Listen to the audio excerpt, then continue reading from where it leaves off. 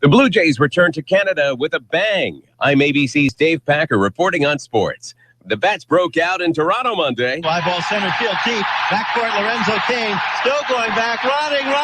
There she goes. Jerry Howarth on Sportsnet 590. The 3-run homer by shortstop Troy Tulowitzki, part of a 6-run third inning as the Blue Jays took Game 3 from the Royals 11-8. Kansas City leads the ALCS 2-1. Game 4 at 4 p.m. Eastern on Tuesday. R.A. Dickey faces the Royals' Chris Young. NLCS right after at 8 p.m. Eastern from Wrigley Field. Mets up 2-0 in the series. New York's Jacob deGrom against the Cubs' Kyle Hendricks. And Monday Night Football in Philly. Chip Kelly's defense proves too much for the Giants. Manning back. He pumps. He fires to the far side. It's intercepted. And running in for the touchdown is Nolan Carroll. Sports Radio 94 WIP on the call. Final score 27-7. This is ABC Sports. Browns quarterback Johnny Manziel could face NFL discipline after he and his girlfriend got in an in-car fight a little over a week ago. Titans QB Marcus Mariota has a grade 2 MCL sprain in his left knee. His status for the team's Week 7 game against Atlanta this week is in question. Head coach Ken Wisenhunt is not happy with the hit he took in Sunday's loss to Miami that injured his knee. I think it was done with the idea of trying to hurt our quarterback, and that's football. One NHL game Monday from New York. Here comes Stolberg, 1-on-2. Stolberg down the right wing, gets a shot away, and he scores! Victor Stolberg with 2 Sharks back and a third surrounding him. Beats Jones. Kenny Albert on ESPN New York. Rangers beat the Sharks 4-0. And former NBA and reality TV star Lamar Odom was transported via helicopter from Las Vegas to a Los Angeles hospital Monday night. Family and friends say his condition is improving. I'm Dave Packer, ABC Sports.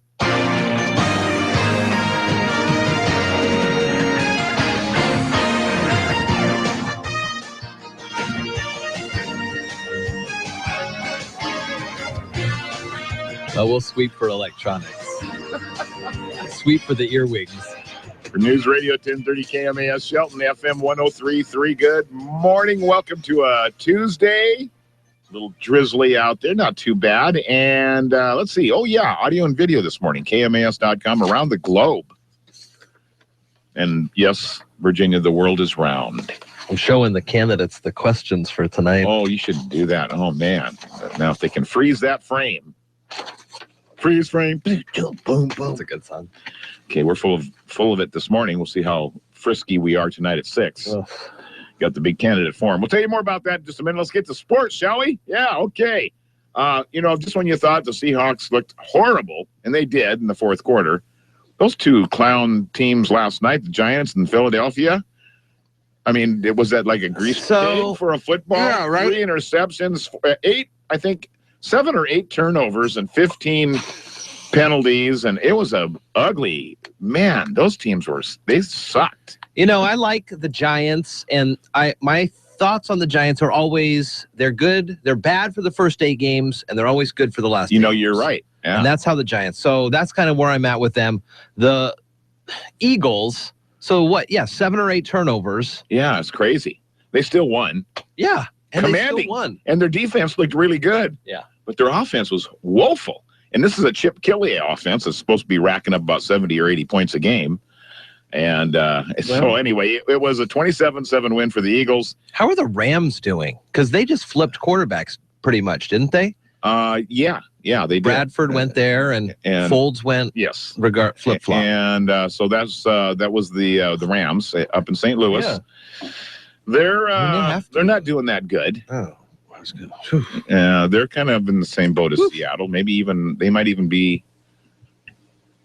1 win or 2. I don't think they've got more than 2. Hard to say. I do know this: San Francisco won last Sunday, and they beat Baltimore, Seattle, and San Francisco. Thursday night football, special edition for everybody, which is a little bit of a misnomer because it starts at 3. Yeah. In the afternoon, and then the kickoff is at 5 Seattle time, although we'll be in San Francisco. Ryan Kelly drove the lane and, boy, got a tie-breaking dunk. And we're talking basketball, ladies and gentlemen. The LA Lakers post a 104-102 preseason victory over the Portland Trailblazers last night. How about that? A Washington school district says it is negotiating with that football coach who continues to pray after games after the district officials asked him not to. Bremerton High School assistant coach Joe Kennedy knelt Friday night and prayed. The Kitsap Sun reports players from the other team joined him. School district says in a statement yesterday that Kennedy's employment status is unchanged. Status of the freshman quarterback for the Huskies, Jake Browning, in question now in Saturday's game at number 10 Stanford after he suffered a shoulder injury late in the Huskies' loss to Oregon on Saturday night. Coach Peterson said Browning was day-to-day, the typical designation that coach gives for any player who's not suffered a long-term injury. And a traveling basketball coach from Oregon is charged with sending suggestive text messages to a teenage boy in Wisconsin. 23-year-old Nicholas Bennett charged yesterday with using a computer to facilitate a child sex crime and attempted child enticement.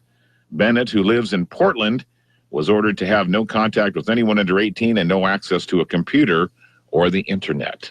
That's not really sports, but I was going to say that's really hard to do in this day and age. yeah, No access to that kind of stuff. that's impossible almost, I'd say.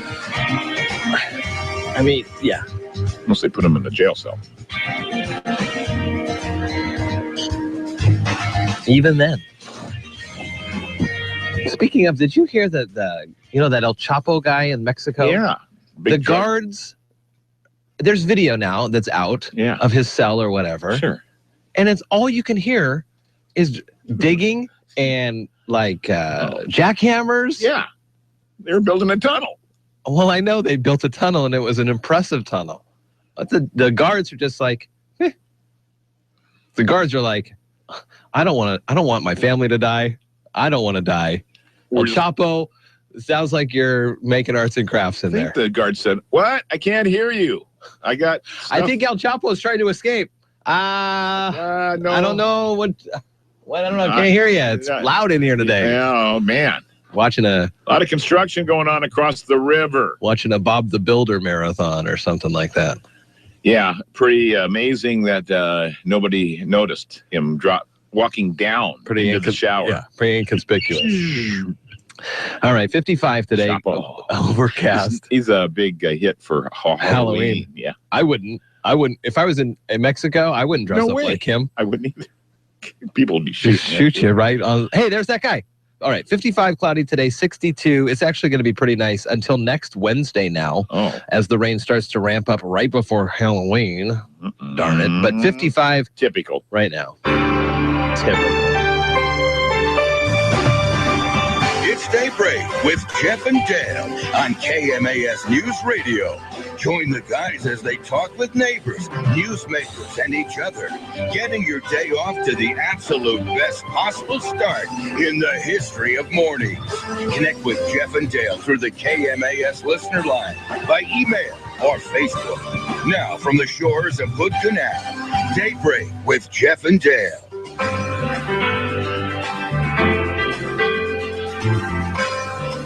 All right, 6:17 at KMAS, KMAS.com. We'll check some more news from the NFL in our NFL Now segment in a little bit. We'll also live the country life. Deb Riley coming in to talk with us about septic systems today. What, really? Yeah. Not a replay? Program? No, this is brand new.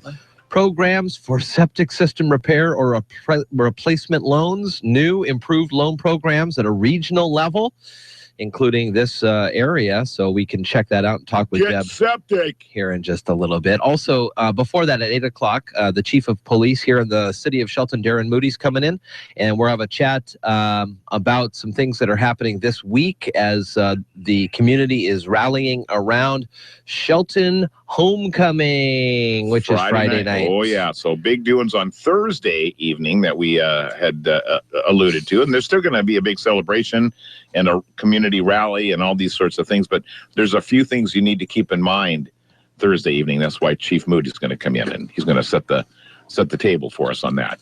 I brought you and Jerry some Breathe Right strips. Okay. To try those tonight. Oh, wow. All right. But I will be highly upset if you're late to work tomorrow. Will I sleep through my alarm? I bet you would. That much difference, huh? Yep. That's amazing. So that's something we've been talking about for the last week or so. I have been. These it's like just a piece of plastic stick them on your nose, and boy, it opens it up, and you're breathing great. Wow. I'm so surprised. All right, it is 6:18. How are you doing? I'm doing swell. You? I'm well. We have Art Bell last night. Game got over just in time.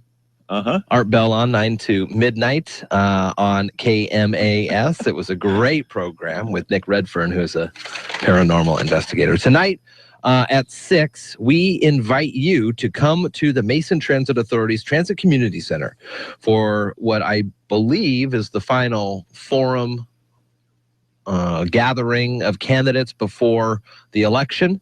You should have your ballots on your tables today, and after tonight, you'll have even better ideas of who you closely align with and think that could do a great job for not only the school board, but the port, the City of Shelton Commissioner of Finance position, and the mayor position. And what's really cool about this is we spent a lot of time yesterday hammering out the format for this, and I think it's, something that you've never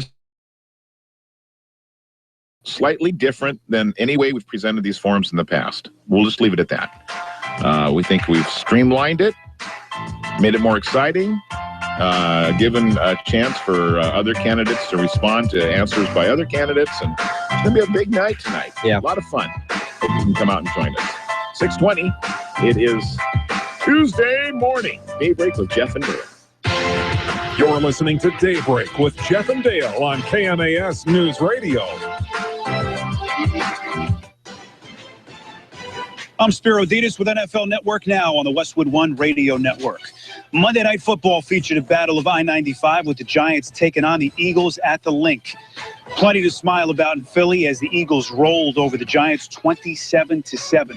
The Eagles defense shined, creating 3 turnovers and holding the Giants to 247 yards of total offense. Eli Manning had just 189 yards passing all night. Meantime, the Eagles offense got going. DeMarco Murray with 109 yards on the ground and even found his way into the end zone. Elsewhere in the NFL, Ken Wisenhunt confirming Monday that Marcus Mariota suffered an MCL sprain in Tennessee's loss on Sunday. NFL Media's Rand Getlin reporting that it's a grade 2 sprain. Wisenhunt said that Mariota's status for Week 7 is unknown. This has been NFL Network Now on the Westwood One Radio Network.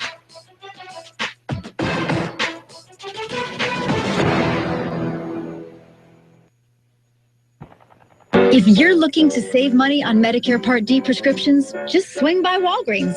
With everything from copays as low as $1 on select plans to now reward points on all prescriptions, Walgreens helps you get more. And who doesn't like more?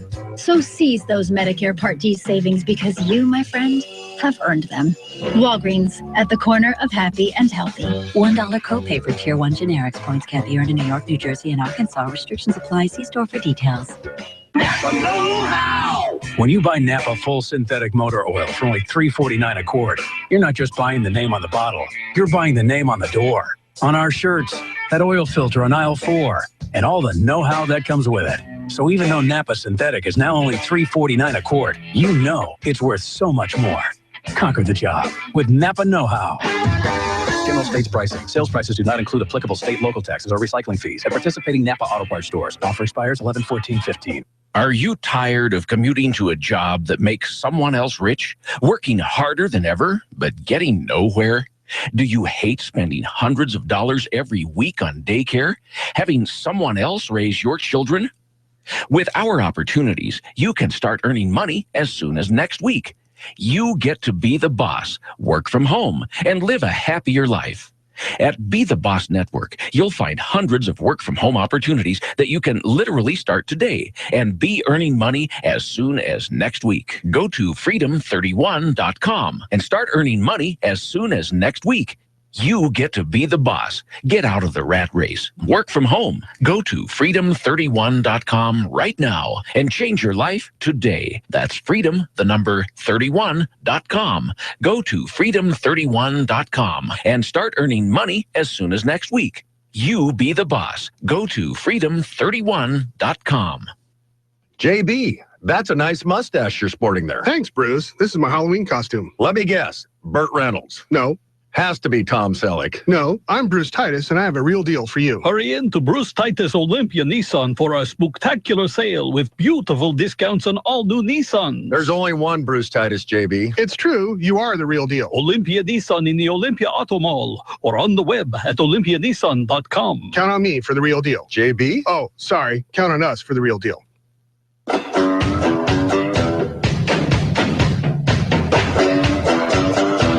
Hi, this is John Tarrant. You're listening to Daybreak with Jeff and Dale on KMAS News Radio. Hey, didn't he used to be... Wait a second. Now he's just a citizen. Tarrant. Hey, the other thing... I don't even know if he's a concerned citizen. You know, as long as he's been in office, maybe he's like me. He's a John Tarrant disengaged citizen.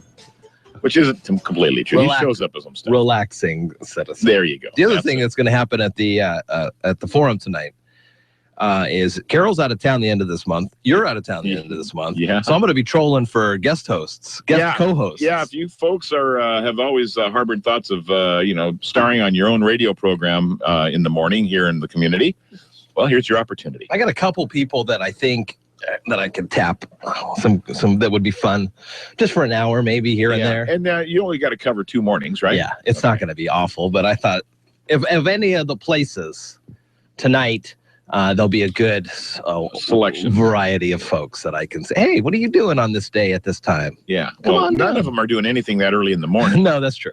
If they're in town, they can probably accommodate you if they're so inclined. I did ask Terry Allen if he wanted to come on Daybreak with me at the end of the month, but he's going to be down in Arizona way, I believe. Yeah, he does a lot of that winter travel. He travels. He's a go-getter. He's got wanderlust. He does. Now these Breathe Right things are 21 cents each or something, right? Well, nothing Thank you, Jeff. for you That's guys. very kind. 31 cents. Wow. And I thought about that as I was walking out this morning. Oh, man, so I just gave him 60 cents. Do you got enough to get through the week? Or? I do.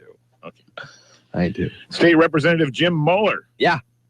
Has announced he'll run for lieutenant governor. Oh, this has turned into a race. Yeah. The Columbian reported the liberal Democrat from Vancouver will give up the seat that he's held for more than 10 years to join the race.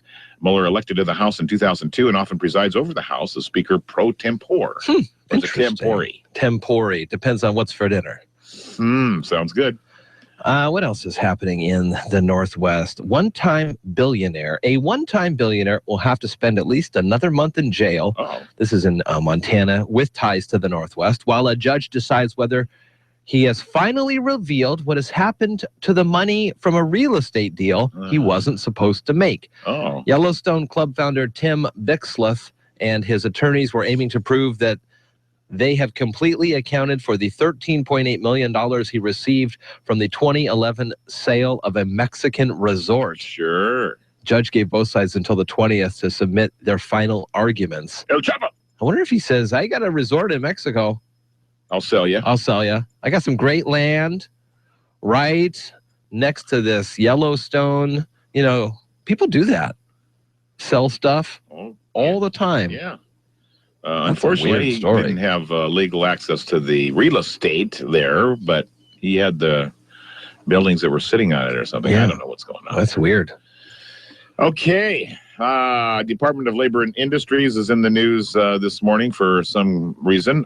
They've cited and fined contractors for safety hazards related to a Bonnie Lake construction accident. This was a terrible tragedy that happened last April.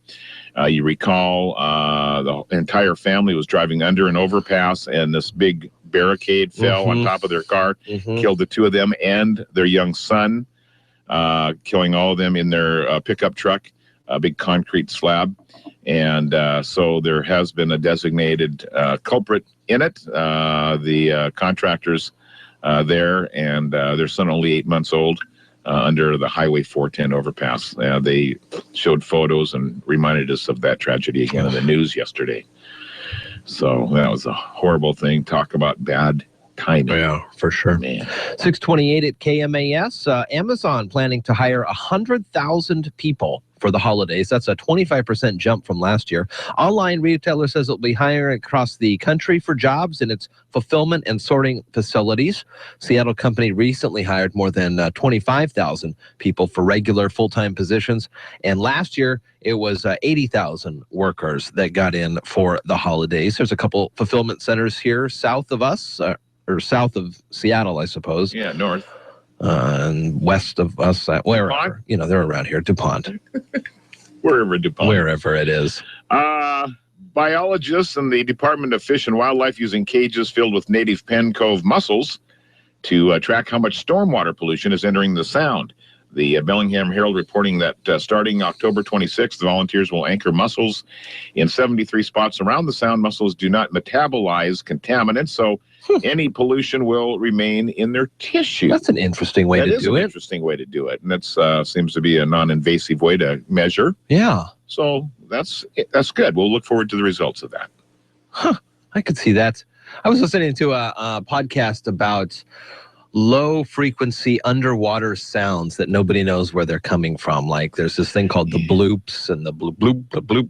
And I didn't realize it, but NOAA, the National Oceanic and Atmospheric Administration, has... Not the guy with the boat. No, not the guy with the boat. They have got microphones all over the oceans. Yeah. Everywhere. Yeah. Ocean makes lots of noise. And and I didn't even think about the fact that they probably would have floating microphones, arrays. I mean, even to pick up distress calls, probably too. But I would suspect so. It was just kind of interesting what they have out there in the water. It is 6:30, so Mary Lynn Foster standing by. News, sports, weather, all straight ahead here this morning. You're listening to Daybreak with Jeff and Dale on KMAS News Radio. Local news is brought to you by Fred Holmes Tree Service. FredHolmesTreeService.com, 427-4489. You're listening to KMAS News Radio. I'm Mary Lynn Foster. Mason County Commissioner Terry Jeffries broke away from her fellow commissioners, saying she would not support limiting the number of marijuana stores allowed in the county. Yesterday, Jeffries said she's okay with limiting it to urban growth areas, but added she'll vote no on limiting the number of pot retailers. State lawmakers recently made changes to retail marijuana laws. Among other things, the state removed the limit on the number of stores in a county. Because of that, Jeffries now believes limiting marijuana retailers would not be legally defensible. Commissioner Randy Netherland and Commissioner Tim Sheldon voiced support last week to limit the number of marijuana shops to 2 in each of the county's 3 urban growth areas of Shelton, Allen, and Belfair. It would limit the number of recreational marijuana retailers to 6 in Mason County. Demolition of the former Thurston County Health Department building at 529 4th Avenue West got underway yesterday. This is the second of 2 city-owned buildings to come down this year on the Isthmus, a strip of land between West Bay and Capitol Lake. The former Thurston County Housing Authority building at 505 4th Avenue West was torn down last April. Olympia's mayor says the buildings coming down are an important step in the revitalization of the downtown area.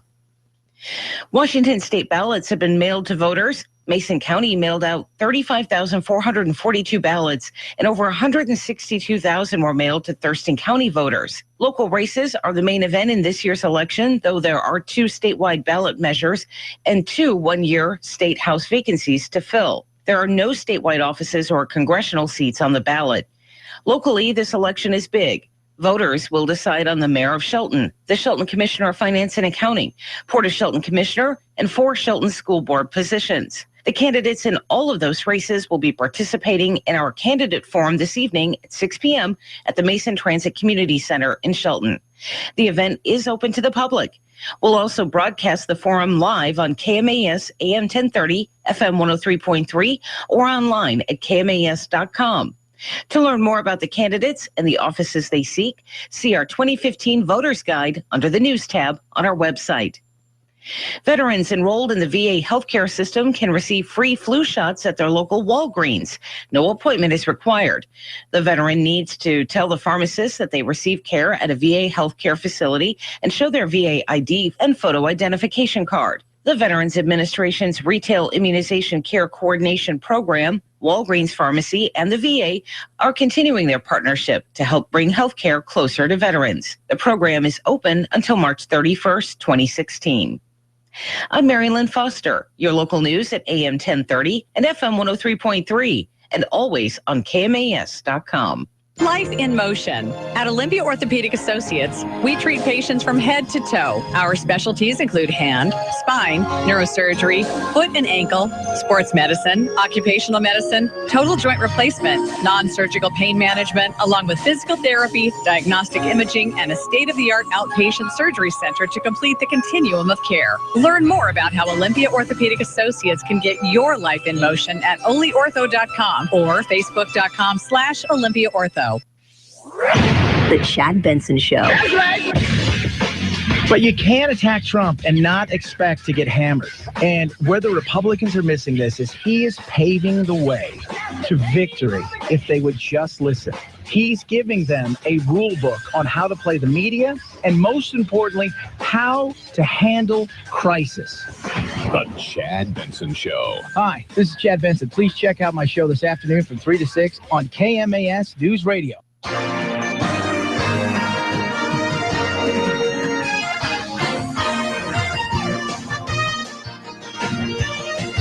For News Radio 1030 KMAS Shelton, FM 103.3, and streaming audio and video this morning, KMAS.com. Thank you, Jeff. Eagles are best in the NFC East. Whoa. That's not saying much. Those two teams looked like they didn't know which way to run last night, except for maybe away from each other. I don't know. It was weird. The Eagle defense impressed me. Giants, I get the biggest kick out of Tom Coughlin. He looks like Popeye on steroids over there. I love him. He gets so mad and exasperated, and he's mad at the referees, he's mad at everything, mad at the players, and the coaches. Turned around, he's muttering to himself. You can't help but snicker a little bit watching him on the sidelines. It was just, they were calling it a meltdown on the radio. It wasn't quite that bad, but he was muttering pretty hard there in the first half about some stuff, and it wasn't going his way. His team was making goofy mistakes, only to be outdone by Philly's goofy mistakes. 7-8 turnovers, come on. Fumbles, interceptions, kicked the ball down the field, and it was this craziness. Philly prevails 27-7, and so there is that was going on. Earl Thomas had a refreshing view of the current straits that the Seahawks are in. Okay, we're 2-4, unprecedented for most of the players on that team. In fact, just about everybody on that roster hasn't experienced this kind of a start or this kind of a position with the Seahawks. And he says that's what makes us great. He says this is great. He says this is what makes us. We're going to overcome this, and it'll be part of our story, which was a refreshing way of looking at it. Okay. And it's somewhere that Carroll hasn't been either with this team. He hasn't been this way, starting out the season at 2-4. So they talk about challenges and overcoming challenges and all the same rhetoric, but Earl Thomas just had a little bit of a fresher approach to it, and he says, I'm okay with this. This is what's going to be part of our legacy. That's why we are the best team in football. There was a guy in the post-game show on this game the other night who said, whatever, bad start, but there is still a lot of divisional games to play. All of them, except for one. Yeah. So the tables can turn quickly. Thursday, we'll see it. Oh, yeah. Oh, absolutely. So you have to keep that all in mind. Now, the Huskies quarterback, Jake Browning, questionable for their matchup Saturday against number 10 Stanford.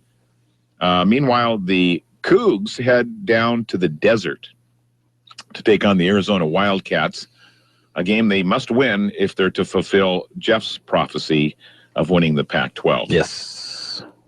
They're not out of it they're doing good. The Cougars are doing good. This could be a big upset. Not that beating the Oregon Ducks wasn't. Right. True. So anything can happen with Mike Leach and company, and they're playing exciting football. Kind of cardiac kids football. They're big leads, lots of giving up the big scores, and then coming back and scoring. It's kind of fun. We'll cross our legs and hold our breath this Saturday for the Cougs and the Wildcats in Arizona. I'm not sure if Ken Griffey Trey's his son was a wide receiver on that Arizona team. I'm not sure if he graduated or if he's still on the team or not. He's not a superstar football player, but he chose football over baseball. And he's been a member of that Arizona Wildcat team for, I know, 3 years, and I'm not sure his status right now. I keep looking to see him play, and I haven't got it. I haven't seen him out actually on the field. So. Let's see here. Trey Griffey. Trey Griffey is out for a couple of, this was in August. Some injury. So he's still active? He's still a wide receiver for the Wildcats. Okay. So something a little sidebar for you to keep in mind while you're listening or watching the game. This weekend. And finally, there's still a lot of controversy surrounding the Bremerton High School assistant coach Joe Kennedy and his prayers after the football games. There's been policies, and they haven't done much, and the school district continues to say it's negotiating. This is such a hot topic. They can't do anything. They really can't, can they? And he's not doing anything other than praying himself. If the players choose to come and join him, that's their choice, right? Yeah. It's not mandatory. And so now even teams from players from the other teams are coming. Well, and I think people from the stands are coming down too. Really? Wow. So they can't do it. If they fine him or ban him or fire they'll him, be the bad guys. And if they don't do anything, then religion, church and state, whatever. So they're just going to keep pushing this. This will be interesting to watch. Wonder what kind of elections school boards are coming up for those guys. That's something to look and see. That would be a good. Then that would be an easy forum to have. Yeah. Well, what's your position on Coach Kennedy over here? That's the whole deal. That's the whole. Yeah. That's your whole night. Yeah. Huh. Well, we've got some curveballs we're going to be throwing out there tonight. Yeah, nothing regarding him. I don't think this Trey Griffey looks just like Ken Griffey Jr. This Trey, he looks just like his dad. Does he? Oh. It's amazing. That's good to know. Yeah. Except for he's in a football jersey and not a Mariners jersey. Yeah. There you go. 55, cloudy, 62 the high today, 61. We're going to be about 60 for the next 10 days or so. But the rain looks likely to show up on Wednesday the 28th. So that's a week from today. A week from tomorrow, I should say. Wow, that's a long ways away. Yeah, we got a nice stretch. This weekend looks great to head out to any kind of... break out the shorts and the suntan oil. Yeah, well, maybe on Sunday, clear 62. It's Daybreak with Jeff and Dale on KMAS News Radio. Join the guys as they talk with neighbors, newsmakers, and each other, getting your day off to the absolute best possible start in the history of mornings. Connect with Jeff and Dale through the KMAS listener line, by email or Facebook. Now, from the gateway to the Olympic Mountains, Daybreak with Jeff and Dale. All right, good morning to you. It's Daybreak at KMAS and online KMAS.com. Candidates Forum tonight at 6 from the MTA Transit Community Center on Franklin Street in downtown Shelton. It'll also be on the air and online at KMAS.com. We encourage you to... Are we going to be in the big room or a breakout room? We're going to be in the gym. In the gym. So I talked with Kathy there, Kathy Geist from the center, and they got the internet for us going, and so we'll be connected and rip-roaring ready to go, and it'll be a great, different look to any of the forums that you've been a part of in the past overall, especially when it comes to the KMAS forums. A little more opportunities, we feel, for people to kind of really hammer in on some issues. There's going to be a lot of time and kind of a round robin-ish sort of question period. It's going to be really little different than what you're accustomed to. Yeah, we've got a couple of hours here to work with, and we have several, a dozen candidates or so.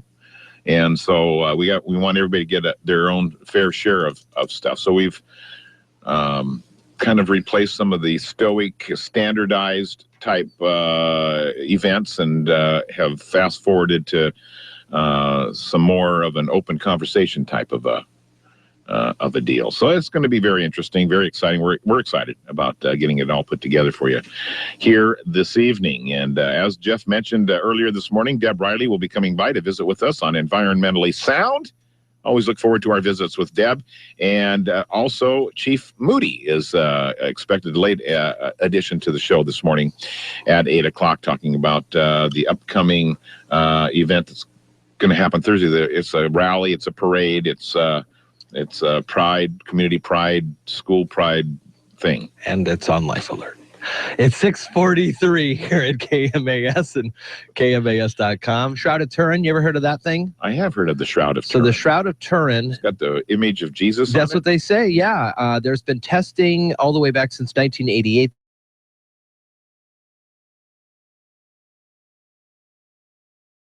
They dated back between 1260 and 1390. Now, they would say that it would have happened about 1,000 years earlier than that if it were to be whatever. It would have been 36. So they have done some new DNA testing, and there's a surprising new wrinkle coming across the desk this morning. Italian researchers have found the 14-foot-long Shroud of Turin. It has got DNA from plants found all over Earth. Here we report the main findings from the analysis of the genomic DNA extracted from dust particles vacuumed from parts of the body image and the lateral edge used for radiocarbon dating.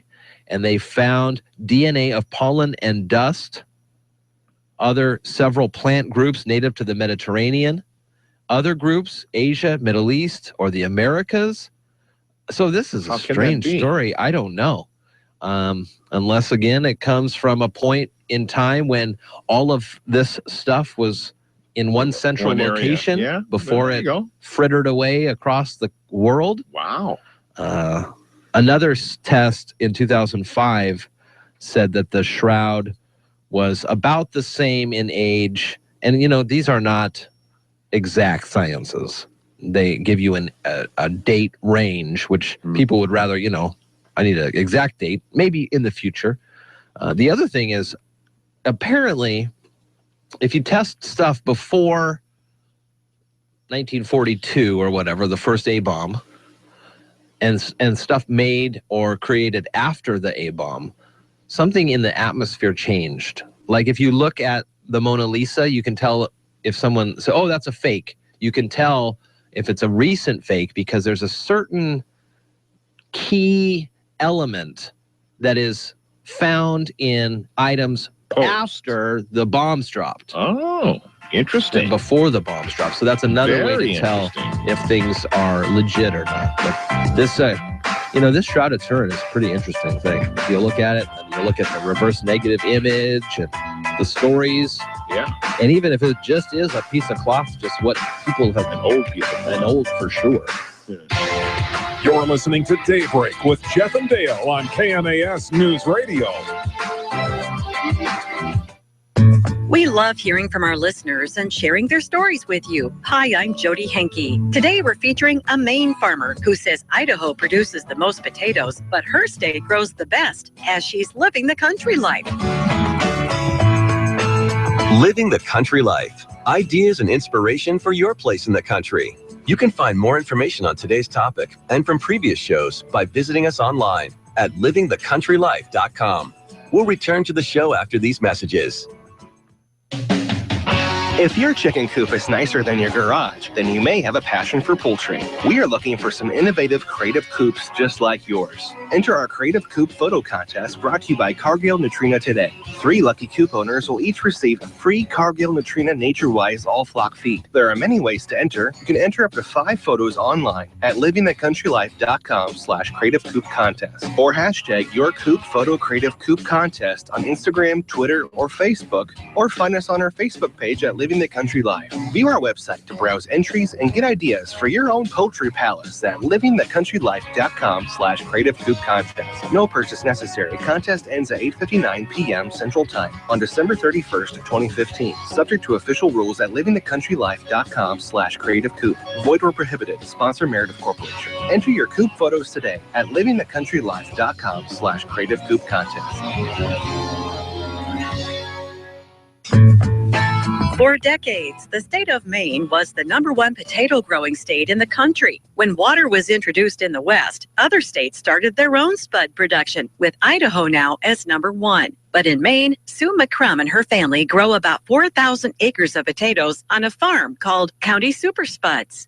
It's a 5th-generation farming operation that has been producing potatoes on the same land since 1886. Sue says it's all in the soil. There has been a University of Maine study. We have a wonderful soil called caribou loam, and it is right full of nutrients. It causes a great flavor within our potatoes, and the study says that we have so many nutrients within that caribou loam that potatoes grown in Maine use only 10% of the additives put on other potatoes grown throughout the United States, which is something I think is a great selling point. The food industry has taken note. Sue says, for example, the restaurant chain TGI Fridays buys her potatoes to serve as potato skins, and many of the farm's russet Burbank spuds end up as McDonald's French fries. Digging and pulling the crop out of the ground takes a bit of work. Sue has helped harvest them for over 40 years and says over time, machinery has solved most of that burden. However, it still takes all hands on deck. Up in Aroostook County, where I am from, many of the schools still recess in the fall to help with the potato harvest. We have a very low population, little less than 1.4 million people in the state of Maine. So it's a cultural thing, teaches a great work ethic, and it has been done for years to recess and let the students and the teachers in the area have an opportunity to help bring in the harvest of potatoes. We'd like to hear what makes your place special. Tell us about it at livingthecountrylife.com. I'll see you in the country. Living the country life. Ideas and inspiration for your place in the country. You can find more information on today's topic, share your tips, and post photos by visiting us online. Green Diamond Resource Company has been on the landscape for over 120 years here in Mason County, growing and nurturing our working forests. These forests provide the best of all worlds: clean air and water, protection for fish and wildlife, areas for hunting, fishing, and other recreation, all while growing essential wood products from lumber to paper to renewable energy. At Green Diamond, stewardship is one of our core values and our business. We're proud of our role in keeping Mason County and Washington green. Do you dance badly or hug in public? That's okay. You don't have to be perfect to be the perfect parent. Thousands of teens in foster care would love to put up with you. Call 1-888-200-4005 or visit adoptuskids.org for more information. A message from the U.S. Department of Health and Human Services, Adopt Us Kids, and the Ad Council. Need a ride? Call 426-8294. Mason County Taxi, 426-8294. Anytime, anywhere. Call when you need a quick, affordable ride. 426-TAXI, 426-8294.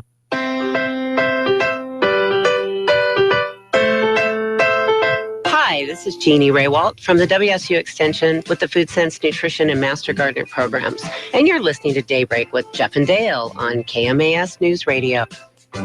Thanks, Jeannie. Always nice talking with her. And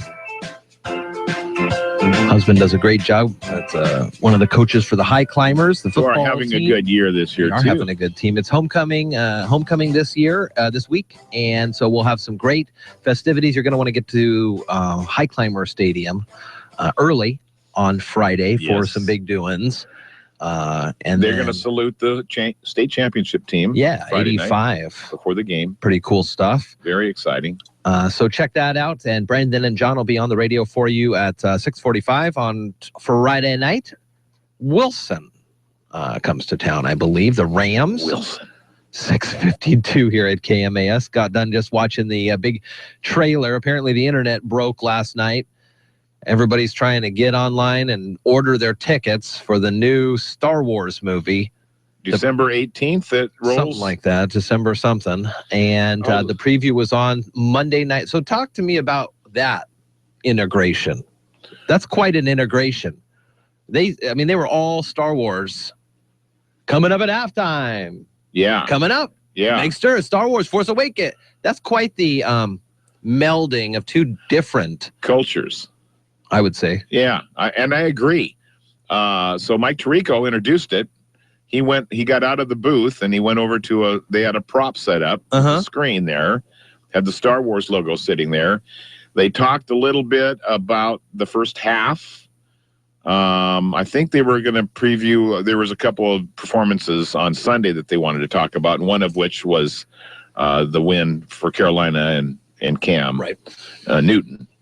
And I didn't want to sit through that, but somehow I missed it, or they didn't get to it yet. Whatever, they did the highlight, and then Tirico came back and he goes, "Well, it's coming up." And so they had previewed throughout the first half. They were going to a special trailer presentation of the new Star Wars movie. So that kept me ingrained, and probably a lot of viewers, because the game was a little bit stinko. Yeah. So I wanted to see that, and then Tirico had a little smirk on his face. He says, "Well, here we go," and he points at the screen, and then the music starts to build, and the next thing you know, you got what you'd watched about a minute and a half. No, 2.5 minutes. 2.5 minute trailer of the new Star Wars movie. The Force Awakens is the name of it, right?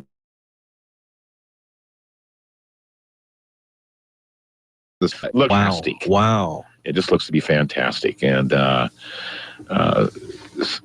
a lot of the old characters blending with the new ones. And I think it's a recount of kind of everything that we've seen previously. And it brings you through that and I don't know, I guess it's not a prequel. It's a sequel. It's the capper. Yeah. And so the start of the last 3. Yeah. That's always how I think Lucas wanted it to be, a 9-movie. Correct. So this is the beginning of the last 3 episodes. I think so. I think you're right about that. And so Han Solo. Wow. There he was. And he goes, "It's true. All of it." Yeah. And then he mentions the Force and this and that and the other. And they're showing excerpts, but new excerpts from the old things that you remember, and very familiar. It was kind of like putting on an old glove in one sense, but technologically speaking, it was great. I mean, nothing looked fake. It all looked like it could really be happening, and but it was familiar spaceships and Star Wars planes battling each other and all that sort of thing, and walking amongst the huge robots. It was chilling, and I can see where it's going to be ginormous. I don't think the anybody best of them all. Probably the best of them all, and I don't think ticket pre-sales crash Fandango and other ticket selling sites. Now the movie doesn't come out for 2 months. Yeah, but the websites are crashing as people are trying to get tickets. Isn't that crazy? Wow. December 18th now. And the people are trying to get tickets now. Oh, in the old days, we used to just sit outside the theater for a couple of days. Jeez.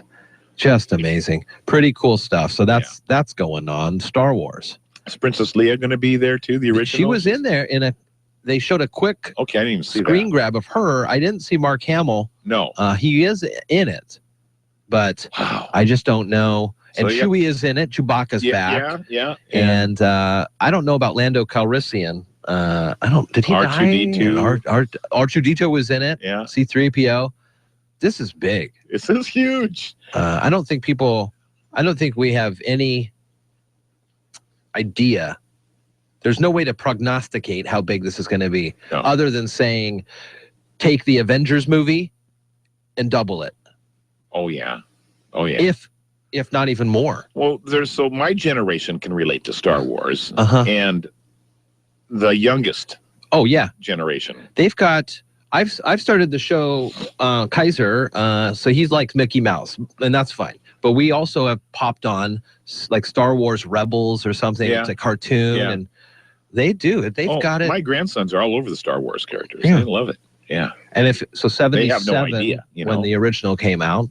When was it? 77. Yeah. So that's like a long time ago. It's almost 40 years ago. Yeah. It reminds me that this is going to be kind of an interesting tie. Last week, we talked about the Peak Wellness Fair. Yeah. And we said it's something for every generation. Yeah. And this movie is a 3-generational movie. Easily. Yeah. It's going to be huge. It's phenomenal. PG-13, I think I saw that. It's going to be about 2.5 hours. Yeah. Long, epic. Big ride. Hang on. Strap in. Big ride. You'll enjoy it. I don't think it'll disappoint. Not with all the work they put into it. J.J. Abrams knew what he was given. Yeah. And he knew he could not mess it up. No, and he's smart enough man to not mess it up. He's probably excelled at it. All right. Old Farmer, news? CNBC right now, and then we'll get to the news. Right now. You're listening to Daybreak with Jeff and Dale on KMAS News Radio. I'm Chris Maurer, CNBC Business Radio. Stocks opened lower among a deluge of third quarter earnings. The Dow's down 58 points, the Nasdaq lower by 7. Verizon posting a 5% rise in quarterly earnings. Its heavy promotions paid off, attracting new subscribers. United Technologies reporting a 26% decline in third quarter profit, but it was still good enough to top profit forecasts. Travelers was also a beat on strong underwriting. United Continental has named an interim CEO. Brett Hart, the airline's general counsel, will take over from Oscar Munoz, who suffered a heart attack and is on medical leave. Shares of Yum popping on news it's planning to spin off its China business. The parent of KFC, Pizza Hut, and Taco Bell has been struggling in China ever since a tainted food scandal last year. Yum China would have exclusive rights to the 3 brands in mainland China. Chris Maurer, CNBC. Remember when a small business needed a landline? Today, the world is your office with Grasshopper, the entrepreneur's phone system. On the road, at the beach, or at home, Grasshopper helps you grow your business with all the features of a business phone system and the freedom of a cell phone. Features include multiple extensions for your team, calls forwarded to your mobile phones, voicemails transcribed and emailed, and so much more. See how it works at grasshopper.com, the entrepreneur's phone system. As the owner of a sock shop, there are a few things I can count on during the holidays. No one will know what to get their dad, everyone will decide at the last minute, and they'll decide on socks. And now, thanks to the Postal Service, my customers will know exactly when Dad's socks are delivered, which is nice because it's the only thing the poor guy's going to get. Introducing real-time delivery notifications from the U.S. Postal Service. Now your customers will know right when their packages arrive. Another reason, this is our season. The U.S. Postal Service. Priority, you. U.S. only. Most notifications transmitted within a few minutes of the... Start your mornings live and local with Daybreak on KMAS Shelton. Join Jeff and Dale weekdays from 6 to 9 on AM 1030 or FM 1033. Here's the latest from ABC News. I'm Karen Chase. The Washington Post says it inadvertently posted a story claiming Joe Biden was joining the presidential race. It contained blank spaces, apparently where editors had planned to insert details. Somebody hit the premature launch button. Aides say the vice president will tip his hand soon, but ABC's Mark Remillard says the latest numbers don't look good for him. A new poll from ABC and Washington Post shows support for Hillary Clinton rebounding after her nationwide numbers dropped more than 20% in September. Now she's gained back some ground. Clinton now showing 54% support nationwide, while Bernie Sanders has essentially leveled off in the past month, coming in at 23%. And the big if, Joe Biden showed 16% support. Olympic Blade Runner Oscar Pistorius is out of prison and under house arrest. ABC's Terry Moran says his release came as a bit of a shock. It happened under cover of night. Oscar Pistorius released from prison a day early. The government obviously trying to avoid the media circus that has surrounded this case. He will now serve out the rest of his 5-year sentence on a manslaughter charge under house arrest at his uncle's mansion in a plush Pretoria suburb. Anger may have been the driving force in the deaths of 5 family members who perished when their SUV plunged into an Arizona lake. Police believe the driver deliberately drove his estranged wife and 3 children into the water in the middle of a domestic dispute. Carelessness may have been the cause of an accidental shooting at a Wild West gunfight reenactment in Tombstone, Arizona. ABC's Kana Whitworth explained. Investigators say Carter showed up late to the performance and missed the safety check, apparently unaware there were real bullets in his pistol. The troop telling ABC News all members of the group are volunteers that bring their own wardrobe and own guns. Another actor saying there are usually safeguards in place to protect against situations like these. Hershey's wants to give you a bigger kiss. The company is rolling out a deluxe version of its iconic chocolate kiss that's twice the size with the hazelnut center. This is ABC News. You know the story of Hansel and Gretel, where Hansel left breadcrumbs on the trail so they could find their way back home? That's what you do when you use public Wi-Fi, or shop online, or give out your social security number at your doctor's office or the bank. You leave breadcrumbs on the trail for someone to possibly steal your identity and take everything you own. At LifeLock, we use proprietary technology to detect signs that someone has picked up your breadcrumbs to take what's yours. And unlike free credit monitoring services that only alert you, we have a dedicated resolution staff to help clean things up if all those breadcrumbs get messy. No one can prevent all identity theft or monitor all transactions at all businesses. But with LifeLock, you can keep doing the things you do every day and feel better protected. Isn't it time to help protect yourself from someone eating your financial lunch? Plans start at $9.99 a month. Right now, you can get 10% off. Go to lifelock.com and enter promo code SMART. Football game? What game? The Giants and Eagles faded into the background at halftime when the Star Wars trailer debuted last night on ESPN. The Force Awakens awakened a huge fan reaction that almost broke the internet. ABC's Jason Nathanson explains. The good news, we saw the first full trailer for Episode 7. There were stories about what happened. But that was hardly good enough for many fans who rushed websites to scoop up the first tickets for The Force Awakens. Some of the biggest movie ticket-selling sites from Fandango to AMC crashed or were unresponsive. One place that was working, eBay, where people who got tickets immediately turned around to sell them for hundreds of dollars. Star Wars, The Force Awakens opens December 18th. Jason Nathanson, ABC News, Hollywood. From the stupid criminal file, it wasn't tough for police in Palm Beach, Florida to find the Bonnie and Clyde wannabes who stole $6,000 worth of jewelry from an art gallery. Investigators say they not only signed the guest book, she included her phone number. They were spotted later at a nearby grocery store armed with a stolen bracelet. Karen Chase, ABC News.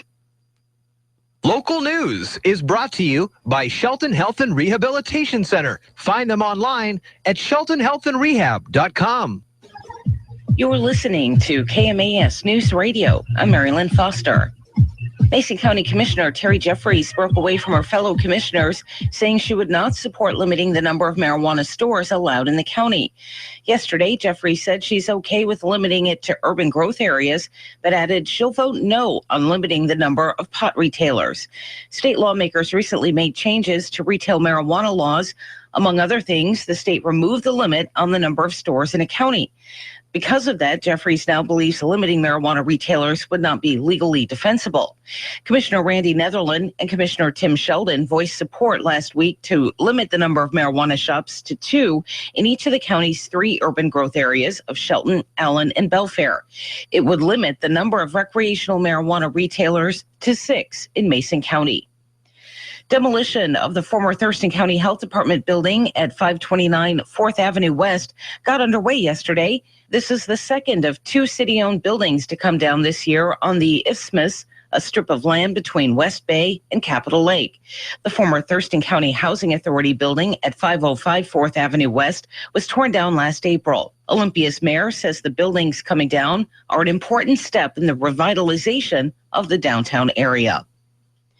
Washington state ballots have been mailed to voters. Mason County mailed out 35,442 ballots, and over 162,000 were mailed to Thurston County voters. Local races are the main event in this year's election, though there are 2 statewide ballot measures and 2 one-year state house vacancies to fill. There are no statewide offices or congressional seats on the ballot.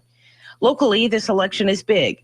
Voters will decide on the mayor of Shelton, the Shelton Commissioner of Finance and Accounting, Port of Shelton Commissioner, and 4 Shelton school in our candidate forum this evening at 6 p.m. at the Mason Transit Community Center in Shelton. The event is open to the public.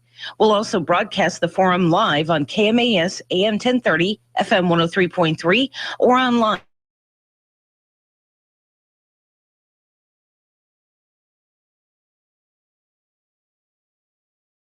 Tab on our website. Veterans enrolled in the VA healthcare system can receive free flu shots at their local Walgreens. No appointment is required.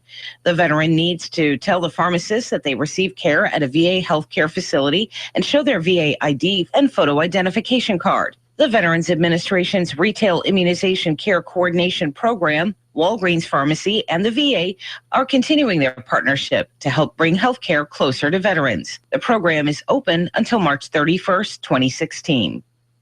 I'm Marilyn Foster, your local news at AM 1030 and FM 103.3, and always on KMAS.com. Hi, this is Tom Hartman, host of the Tom Hartman Program. Join me 9 to noon on News Radio 1030 KMAS. Black mayor, black chief of police. I would say the thing that is missing is a black middle class who actually have good manufacturing jobs in the area, which just doesn't exist because of our insane trade policies. We have run up this multi-trillion-dollar trade deficit. We buy all this junk from low-wage countries.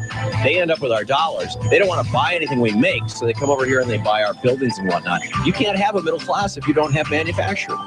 Arch Mechanical. Our name begins with affordable. Affordable refrigeration, cooling, and heating. Whether residential, commercial, or food service equipment, your satisfaction is of utmost importance. And with over 30 years of experience, Arch Mechanical Service is backed by a 30-day labor guarantee. Serving South and West Puget Sound, there is no need to pay for one of those big city technicians. Call 360-229-2139. Arch Mechanical. Our name begins with affordable.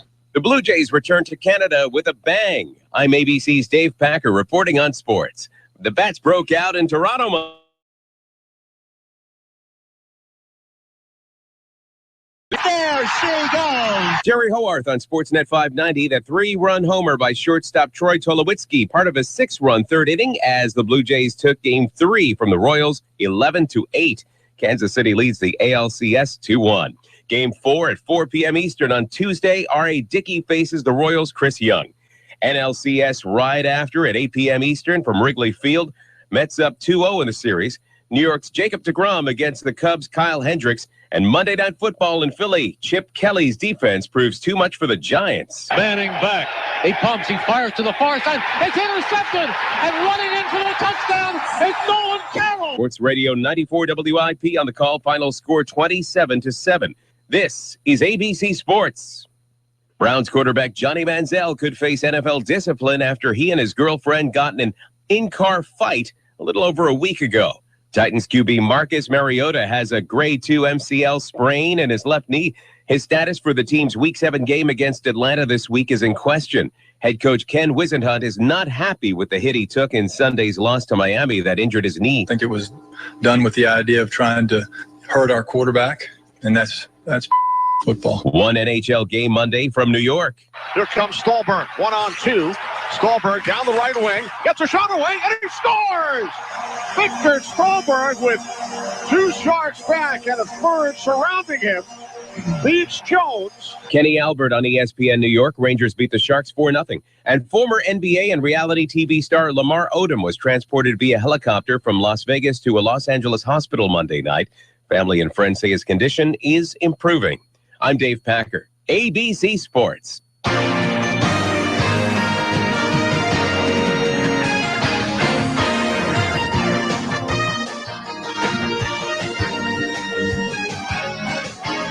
For News Radio 1030 KMAS Shelton, FM 103.3 and KMAS.com with audio and video for your listening and viewing pleasure.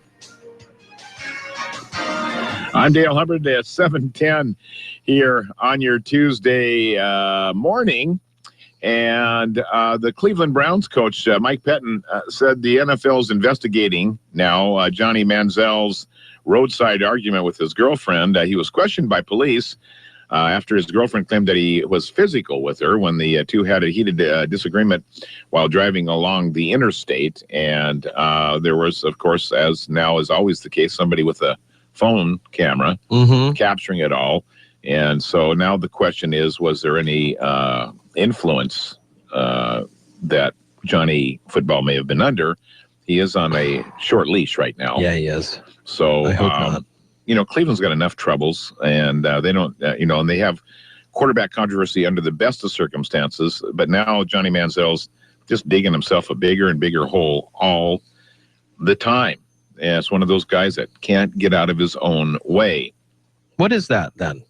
I don't know what that is, other than a self-destructive kind of trigger inside you that says, well, I don't deserve what's happening to me. I'm good, I'm talented, I'm smart, but I just don't deserve this. I don't know what that is. Okay. But some kind of a self-destructive streak of some sort. Rears its ugly head at usually very inopportune times. And maybe a little chink in the Rick Pitino armor here this morning. Escort Uh-oh. Katina Powell says she has no proof that Louisville coach Rick Pitino knew that a former staffer, hired her and other dancers to have a party with recruits and players. But she did say that with a boatload of recruits and dancers, loud music, alcohol, security cameras, and campus dormitory, how could coach not know? It's like El Chapo digging the hole in his jail cell. No, I didn't know what was going on there. I went to take a shower and fell down through this hole, and, well, I thought since this motorcycle's here, I might as well just drive it out of here. Pitino's denied knowledge of activities. Is that the guy that got the tattoo after the Jayhawks won? Rick Pitino? I don't know about that. And I don't think he's a Jayhawks. Or the coach, who did he coach for? Louisville Cardinals. Louisville. One of those guys got a tattoo with their buddies after. Oh, is that right? Not buddies, but their teammates. Yeah, teammates, but coaches don't. No, he was the coach. Oh, and the players, and he got a tattoo. Oh, really? Wow. I don't think Rick Pitino did that. I can't feature him doing that, but I'm not going to say that he didn't. It could have happened. We're skirting Northwest sports because there's not much to tell you. Not much going on here in the great NW. We're waiting it out for Thursday night. We'll be all over it tomorrow and Thursday, getting us ready for the San Francisco 49ers. An important game for both teams, really. And just maybe, I don't know if this is salve for your hurting soul as a Seahawk fan, but please consider the 4 losses that Seattle has had here early in the season to the 4 teams with a combined record of 19-3. So you're saying the 4 losses come from 4 teams and their records are 19-3. So they're beating everybody. Green Bay undefeated, Cincinnati undefeated, and now just last week, Carolina undefeated. Sure. So we've been drawing some pretty tight competition here early going. Not that you got to beat everybody to win it all, but maybe we weren't quite ready for that level of competition when the season began. I'm just looking for silver lining, kids. There you go. That's sports. Jeff's got the weather. Cloudy right now and partly sunny later today. 54 currently, and we're going to warm up to about 64, which is pretty much the same as yesterday. Wednesday, low 60s and low 60s through the weekend. Not really even any rain until next week, so that's pretty good stuff. Here at 7:14, it's 54 degrees. It's Daybreak with Jeff and Dale on KMAS News Radio. Join the guys as they talk with neighbors, newsmakers, and each other, getting your day off to the absolute best possible start in the history of mornings. Connect with Jeff and Dale through the KMAS listener line, by email or Facebook. Now, from the southernmost tide pool of Puget Sound, Daybreak with Jeff and Dale.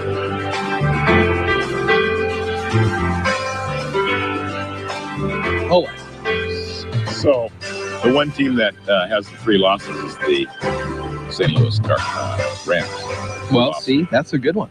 But I guess they did beat us, right? Yeah, but they haven't done well since then. So the other 3 teams were all undefeated and are still undefeated after their brush with Seattle. Mm-hmm. So we'll see. I mean, at least that's just something to think about. I mean, we have lost to some good teams. We haven't lost to any schmucks, except for maybe the Rams. They're a little schmucky.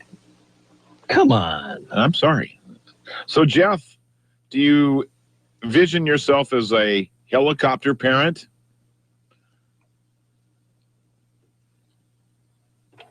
It's a tough one. Right now,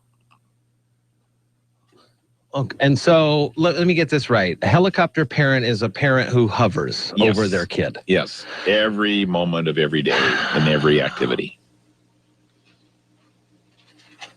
I wonder if Stephanie's listening. She's going to a conference today at 8 in Tacoma. Well, she may be. I guess it doesn't matter. It's not supposed to matter. I think she wishes in some situations I hoovered a bit more. Okay. When we're out at a park that we've perhaps never been to, I'll stay close to him. Just because it's new terrain, I suppose. Yeah. And I was at Yager Park the other day, and he was in the play set for the kids, and I was on the outside of the playset. He was on the inside of the playset. I was standing right next to him because he was up a little bit, but he was inside. I couldn't reach for him if something happened, and something did happen. He fell and hit his head, so he was crying pretty good. But I try to step away in most situations. In increments, anyway. I'm really pushing him on where we cook a lot together. Yeah. And so I'll give him some utensils and things and he's playing. And so then I'll go and do my thing and he's cooking over here. Yeah. I don't think that, I don't know. I don't think so. Why do you bring it up? Well, it's always a study, right? How helicopter parenting could be ruining a generation of children is the title. Okay. And, parenting is tricky at best. Okay. Some are too relaxed with their parenting skills. Some are too intense or overbearing. Some are helicopters hovering over their kids' every move. Julie Lithcott-Hames, a former dean at Stanford, now an author of How to Raise an Adult, says parents who hover could be ruining a future generation, being overprotective and doing so much for their kids that it's keeping their kids from becoming fully functional, independent adults. I mean, we hear this more often in almost every aspect of child rearing. Yes. That they're so protective, and the parents, and the millennials and the kids. The kids are so whiny and they're so needy and they are all about themselves. When kids grow up, they can't do for themselves, huh? We don't ever look at the parents as the problem here. And everybody's quick to blame the kids. These kids, all they are is about themselves. Right. And I'm finding that yesterday I was stomping. I was going like, and Kaiser started doing the same thing. Yeah. So if I'm doing something, he's going to follow me. So that means if the parents are looking at their selfies and stuff, then the kids are going to do that. Yep. But are not blaming the parents on these. I don't hear a lot enough. It's all these kids. Well, where does the kid pick it up? Yeah. Where's the only source that they have to pick it up? Is either that or teachers. Who do you want to blame? Yeah. I mean, they're the only folks that see kids. The author said that when kids grow up, they cannot do for themselves. They don't have life skills. They don't have the skills needed for the workplace, and they have much higher rates of anxiety. We parents have the best intentions, but we're over-helping. So what about like the stories that we hear about parents, and this could have only happened one time, but we'll use it as an example. The parent that goes to the job interview. I know. So that's not the kid's fault, is it? That's the parent. And then that parent's parent. Like, where did the cycle start? Yeah. And when do we put blame on latter generations? How do you know if you're overdoing it? Yeah, that's a good question, too. A mother of 2 teenagers, the author is, she says there's 3 behaviors to watch out for. Overprotecting, over-directing, and being a concierge, where you take care of everything, all the details. So here's one... hand-holding type. Here's one thing I will say in defense of the parents that feel the need to protect their kids. We have been in a war for 14 years. There was 9/11. There was the financial meltdown of 2008. There's all these scary things that parents want to protect their kids from. And so in the last 15 years, we've had 2 major wars ongoing, a huge terrorist attack, tons of shootings. So parents, rightly so, are a little overprotective. Yeah. Well, how about previous generations that had to deal with polio, had to deal with World War I, World War II, another depression. Yeah. So those are Vietnam. Okay. I mean, so those kinds of things have happened with every generation. So, and I guess every generation complains about the younger generation. But we're not doing enough to look at the cause, which is parents. Yeah.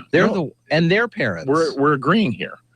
The concierge, hand-holding type. Well, we can't have that. Wake you up. They'll make sure you make all your deadlines, and they argue on your behalf. No, early when we added to our family, we became an extended family. My dad was very strict on departure times. All right, we're leaving the house at 7:15. If you're not ready, we're leaving without you. And I have been left. My brother had been left. My sister had been left.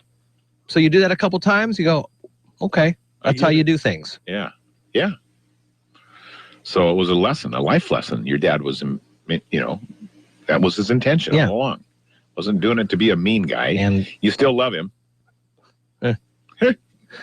On good days. On good days. And then stop.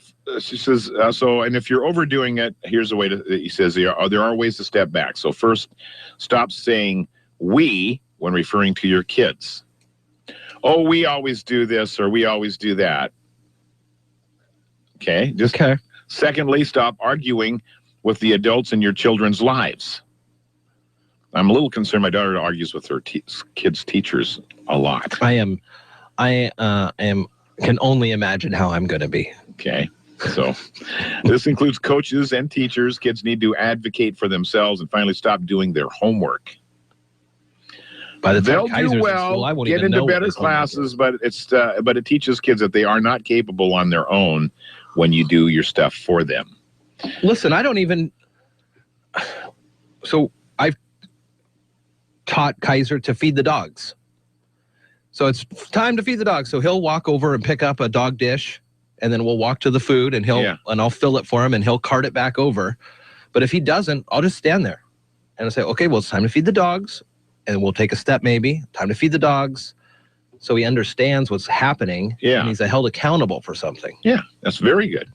Final paragraph here. The parenting suggestions that the author made have sparked social media debates, with some agreeing that kids should learn how to solve their own problems. As one woman wrote online, another woman defended helicopter parents, saying, if a child is drowning, you're not going to walk away. Oh, God. Yeah. Which is the wrong mindset they have when they're just trying to learn how to feed the dog. Extreme example. Yeah. Just to scare people. All right. That's a good one. Topic. 7:25. We'll talk about the forum tonight after this. You're listening to Daybreak with Jeff and Dale on KMAS News Radio.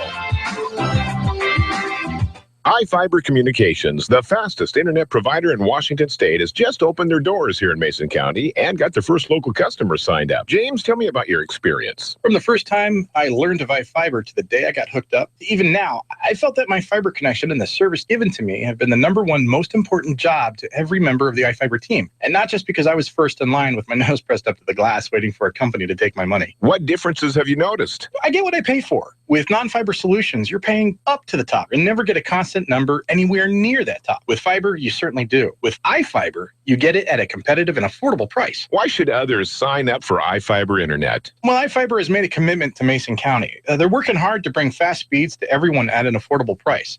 And now with phones and television, your bill will be all in one place with no hidden fees or sudden price changes to surprise you month to month like other all-in-one service providers. Get signed up for iFiber Communications today by calling 360-427-4000 or visit iFiber.tv for more information. I know it's a hard thing to say over a beer or coffee with a friend. Yeah, he's been around for years, but I think Vogler might just make a better mayor. This is Marilyn Vogler. Times are tough. And tough times call for tough choices. The City Commission needs fresh perspective, new eyes and ears, and better questions. A vote for Vogler is a vote for skills and experience that will bring a better future to Shelton through informed policy and spending decisions. Paid for by the Committee to Elect Marilyn Vogler. Today, my new dad threw a barbecue. I burnt everything. And then we played catch. I broke Mr. Lewis's window. And then somehow my hand. My hand! And then my dad even let me drive his car. The hospital's on the right! It was a rough day. It was a great day. You don't have to be perfect to be a perfect parent. Thousands of kids in foster care will take you just as you are. For more information on how you can adopt, visit adoptuskids.org. A public service announcement from the U.S. Department of Health and Human Services. Adopt U.S. Kids. Hi, this is Jeremy Hicks from North Mason Regional Fire Authority, and you're listening to Daybreak with Jeff and Dale on KMAS 1030.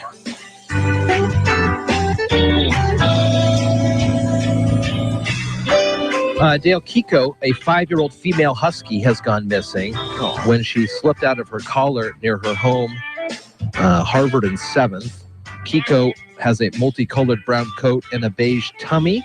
If you see or find Kiko, the family is missing her company, 490-4790, and you can call us for more information. I think the website, KMAS.com, has this as well. But Kiko, 5-year-old female husky, Harvard and 7th, that's where they're doing the construction too, right? Yeah, very pretty animal, that breed of dog. Oh, they're beautiful.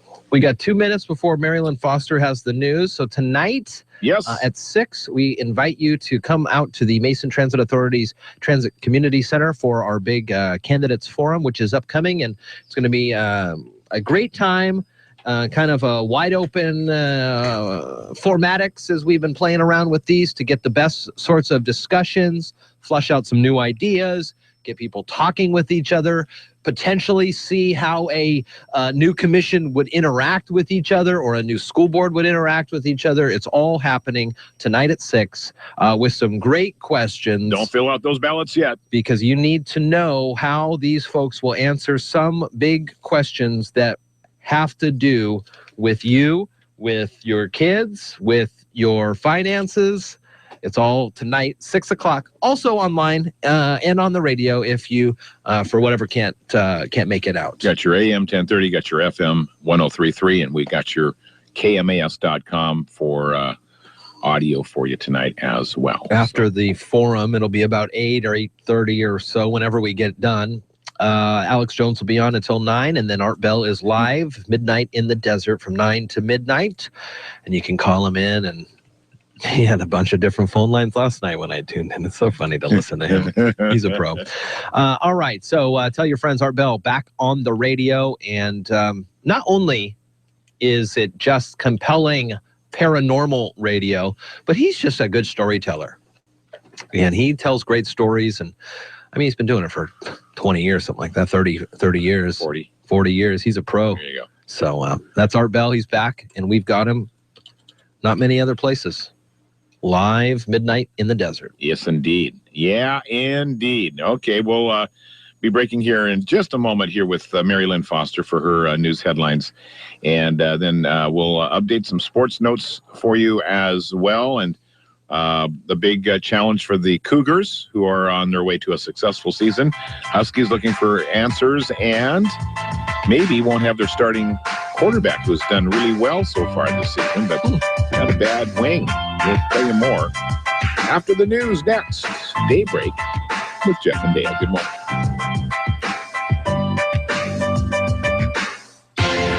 You're listening to Daybreak on KMAS News Radio.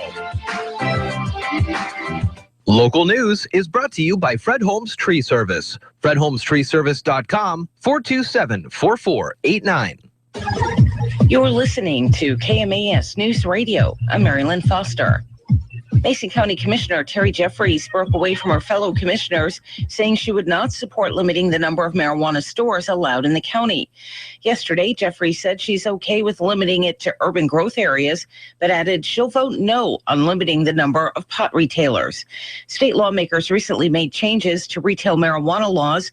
Among other things, the state removed the limit on the number of stores in a county. Because of that, Jeffries now believes limiting marijuana retailers would not be legally defensible. Commissioner Randy Netherland and Commissioner Tim Sheldon voiced support last week to limit the number of marijuana shops to 2 in each of the county's 3 urban growth areas of Shelton, Allen, and Belfair. It would limit the number of recreational marijuana retailers to 6 in Mason County. Demolition of the former Thurston County Health Department building at 529 4th Avenue West got underway yesterday. This is the second of 2 city-owned buildings to come down this year on the Isthmus, a strip of land between West Bay and Capitol Lake.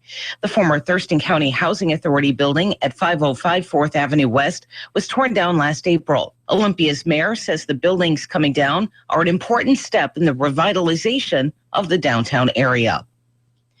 Washington state ballots have been mailed to voters. Mason County mailed out 35,442 ballots, and over 162,000 were mailed to Thurston County voters. Local races are the main event in this year's election, though there are 2 statewide ballot measures and 2 one-year state house vacancies to fill. There are no statewide offices or congressional seats on the ballot. Locally, this election is big. Voters will decide on the mayor of Shelton, the Shelton Commissioner of Finance and Accounting, Port of Shelton Commissioner, and 4 Shelton School Board positions. The candidates in all of those races will be participating in our candidate forum this evening at 6 p.m. at the Mason Transit Community Center in Shelton. The event is open to the public. We'll also broadcast the forum live on KMAS AM 1030, FM 103.3, or online at KMAS.com. To learn more about the candidates and the offices they seek, see our 2015 Voters Guide under the News tab on our website. Veterans enrolled in the VA healthcare system can receive free flu shots at their local Walgreens. No appointment is required. The veteran needs to tell the pharmacist that they receive care at a VA healthcare facility and show their VA ID and photo identification card. The Veterans Administration's Retail Immunization Care Coordination Program, Walgreens Pharmacy, and the VA are continuing their partnership to help bring healthcare closer to veterans. The program is open until March 31st, 2016. I'm Mary Lynn Foster, your local news at AM 1030 and FM 103.3, and always on KMAS.com. Ascend Roofing Company in Shelton's on top of it. 868-2730. Roofing work that speaks for itself. Just a note to express our appreciation for restoring our faith in a handshake. You did what you said you would, and that's all anyone can expect. We truly appreciate the work that was done. And your son Ryan is a wonderful representative of your company. Thank you again for making the gutters clean and our roof moss resistant. You could be the next happy customer by calling Ascend Roofing. 868-2730. What's a lever action? What's a pump? What's an automatic? What's a bolt action? How do these things work? What's a magazine? What are all these terms everybody's using? Hi, folks. I'm Tom Gresham, and I invite you to join me as we answer these and other questions on Gun Talk. Gun Talk is the only show out there about gun rights, collecting, personal defense, sport, and recreational shooting. And of course, we never forget about safety on Gun Talk. Sundays, noon to 3 on KMAS News Radio.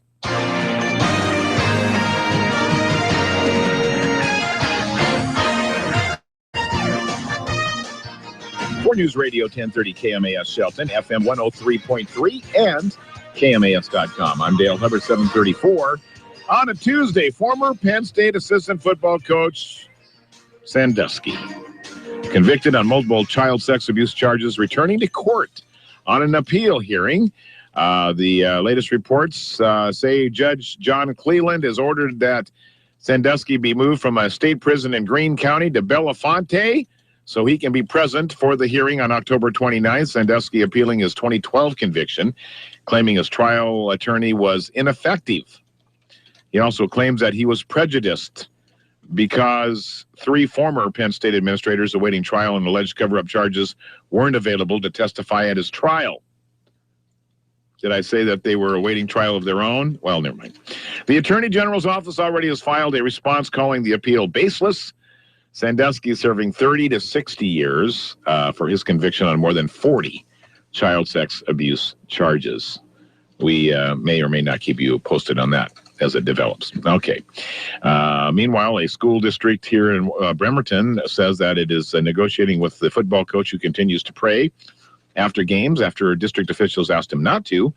Bremerton High assistant coach Joe Kennedy knelt Friday night, prayed, and some players from the other team joined him. And Jeff mentioned that some parents came out of the stands and also joined in prayers after the game. The district says in a statement that Kennedy's employment status is unchanged. And Washington Husky quarterback, he's a freshman this year. He's doing good, though. Jake Browning, now questionable for Saturday's game against number 10 Stanford after he suffered a shoulder injury late in the Huskies' loss to Oregon last Saturday night. Chris Peterson, coach of the Dogs, said Browning was day-to-day, and the designation is typical for any player not suffering any long-term type injuries, and it really literally is day-to-day. You never know how much improvement happens in the course of 24 hours. Meanwhile, the Cougs are getting all set and ready, and most everybody healthy for their date in the desert. Not at midnight, fortunately, but I think it is a night game.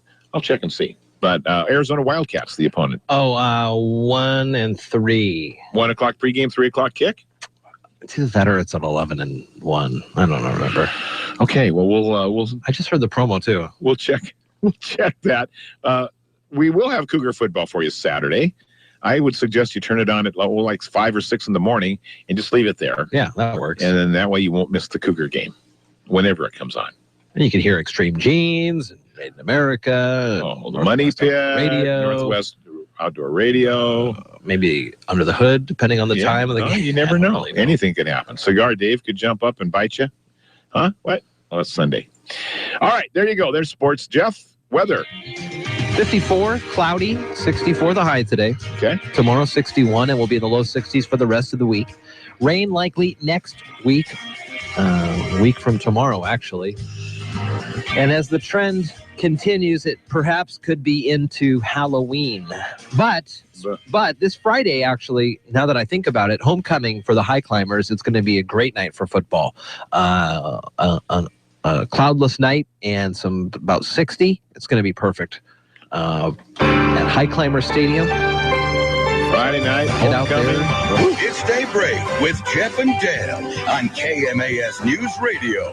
Join the guys as they talk with neighbors, newsmakers, and each other, getting your day off to the absolute best possible start in the history of mornings. Connect with Jeff and Dale through the KMAS listener line, by email or Facebook. Now, from the artesian waters of South Puget Sound, Daybreak with Jeff and Dale. All right, good morning to you. How you doing over there? I'm doing well. Yeah, this Friday night, we're commemorating the 30th anniversary of the state championship high climber football team, the class of 85, the 85 year of football. And they were lighting them up in those days. Mm-hmm. And, Coach Jack Stark and the crew are all going to be honored before the game. And so get there early. We'll have coverage at 6:45. Maybe we can talk the boys into maybe a little earlier if there's some special coverage that is deemed. I did talk with them about that, and they are aware of some celebrations happening. So we very well could start coverage a little early this Friday. We'll see how. Well, we're going to play it by ear. And by the way, Chief Moody is going to be in the studio with us at 8 this morning, talking about the community pride celebration that's going on Thursday, starting at Olympic Middle School and then moving through parts of the upper town. And there are some traffic situations that we all have to be cognizant of. Mm-hmm. And so Chief Moody's going to come in and talk to us a little bit, address those issues. We're still going to do it. Still going to be a parade. Still going to be a lot of fun, but you just have to do it safely and legally. So we'll talk about that in just a little while. And one of our favorites, Deb Riley's going to be in today. Man, that'll be fun. I wonder if she's going to come in on her bike. I'm sure we did something wrong. She's going to get us on something. Yeah. I like Deb. She's a lot of fun. Okay, so that'll be at 8:30. Okay. What else is happening? We haven't really gone over any of the news stories from the Associated Press, and there really wasn't a lot happening, but we'll check the third news minute and see what's new. Why not? The LNI is finding contractors that were demolishing Highway 410, that overpass in Bonnie Lake, where the family of 3 was killed by a falling slab of concrete. LNI Assistant Director Annie Soiza says a demolition plan not provided for the project, and it was back in April when this happened, the 13th of April. More news here as arson investigators are looking at a fire that damaged a mosque and a city government office early yesterday. Yeah. Como's reporting the fire broke out in outdoor recycling and garbage containers. Fires caused smoke and water damage to the High Point Masjid Mosque and the Seattle Housing Authority office in the same building there. Nobody injured. Now, to add to that story, this was in West Seattle, and there were 2 cars that were burned by arson this week as well. Oh, wow. They don't know if there's a connection or not. There's suspicions that it could be. State University, Washington State University, Tri-Cities, going to participate in a pilot program allowing transfer students to apply credits earned at the campus toward unfinished associate's degrees. According to the Tri-City Herald, as many as 1,000 transfer students are eligible to participate in the program that university officials say will help keep transfer students in school and on track to graduate. That's what we all want anyway. I went to a JC, South Puget Sound, and then down Portland Community College way. And I have got to say, maybe it's changed, but the transfer of credits process is abysmal. So if I took like writing 121 at South Puget Sound, and I went down to Portland and showed them my transcripts, they'd say, well, we have a class called writing 120. Unfortunately, you're going to have to take that one as we do not recognize your writing 121. Yeah. And well, so after I got my associates between South Puget Sound and Portland to then send up to Bellingham, right, the counselors and people there looked at my transcripts and says, wow, so you have an AA degree now, an Associate of Arts degree, so that's good. You got that, so you're in. That's how that works. But if we were to look at the classes that will accept, it's like 3 out of your whole 2-year yeah. AA degree. Yeah. And it's even worse going in and out of other universities. Like if you don't even think about going to UW and then transferring to Evergreen or vice versa. Yeah. The classes, the apples and oranges. They just don't understand the class concept or something. And so classes you take at Evergreen, even if they're writing or math, they don't transfer proper into the other collegiate systems. And so then kids are forced to take on more debt. Yeah. They got to take more classes, keeping them in class for another year or 2. Yeah, yeah. It's just a big mess. I don't know how much that's improved, to be honest with you, but it is the problem. Yeah, people and what is worse is that the students are not told this at the beginning. Right. Like when I went to Bates Technical for Broadcast School, I had already gotten my bachelor's degree, so they kind of were saying, okay, you don't have to take these other classes because you've already got a certain level of education. But if I hadn't, they wouldn't have taken probably many of my communication courses even. Yeah. Oh, you took small group communication. Well, we don't really have a small group communication class, so that's not going to transfer. Yeah, yeah. And parents and teachers and kids are all sitting there going, well, why am I taking this? And what are you going to take? And what's the problem here? Yeah. What a mess. Yeah, just because everybody doesn't speak the exact same language, data language. Yeah. Then all of a sudden it's non-transferable. It doesn't count. It's kind of the problem that you take tests and you just do it to the tests, and if it doesn't fall within this certain restricted guidelines, then we're not going to do it. Yeah. Johnny aced his test, but I wish he'd learn how to tie his shoes. Interesting. Washington State Representative, there it is. Jim Moeller has announced he'll run for lieutenant governor.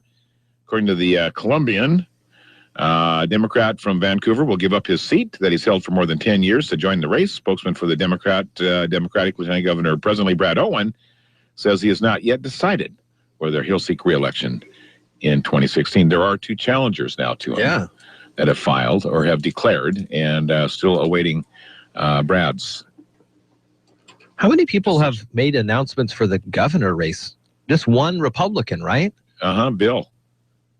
Is that it, really? Just one Republican? That's all I've heard about. I haven't heard any Democrats going to challenge Jay.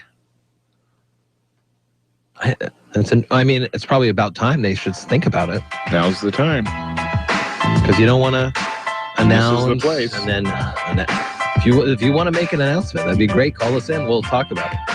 Right now, though, 7:46. We'll take a break on Daybreak with Jeff and Dale.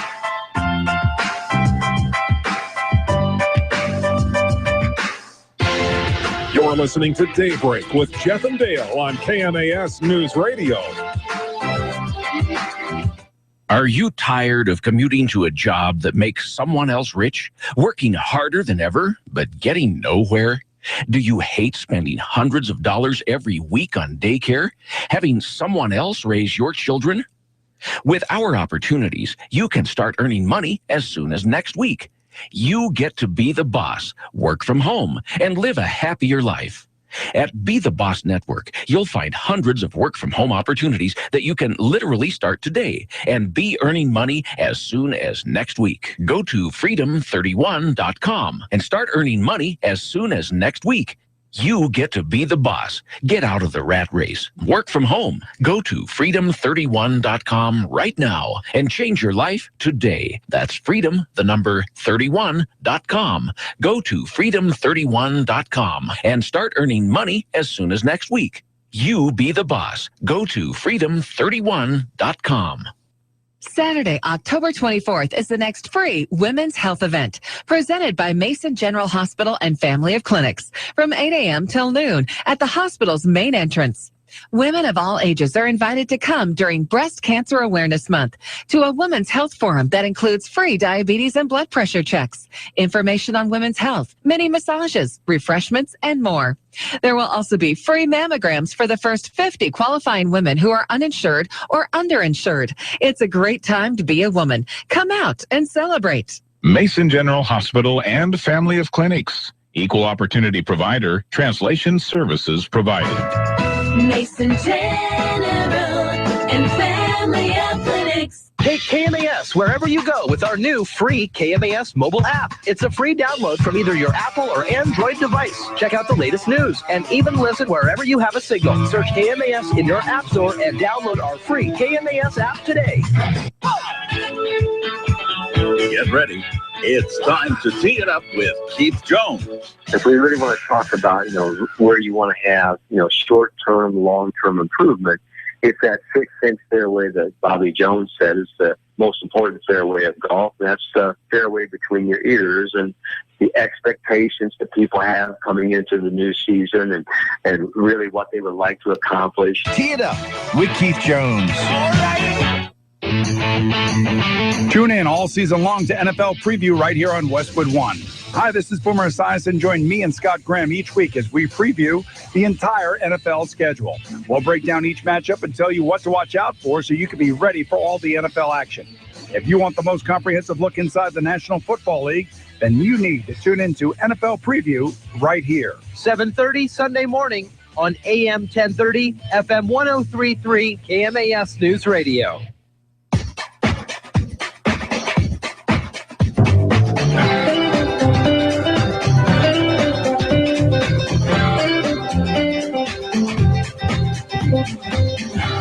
Hi, I'm Don Miner. Just listening to Jeff and Dale on KMAS, the best station in town.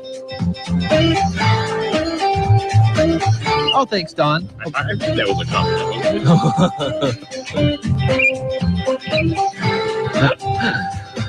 Oh, man.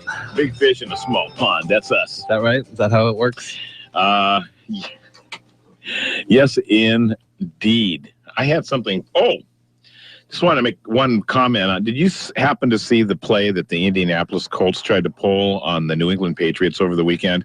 It has now been dubbed as the worst play ever in the history of NFL football. I haven't. I did not see the play. Stupidest thing. But I saw that there was something going on. It was horrible. So you get 11 guys on each side of the ball, right? 11 guys on the field each, right? I'll take those. And so Indianapolis has a center and the guy taking the snap and one other guy. So there's like 3 guys here in the middle of the field with the ball. The other 8 players are over on the left hash marks over by the sidelines, all lined up to do something. Okay. And New England sticks about 7 guys over there in front of those 3 guys with the ball.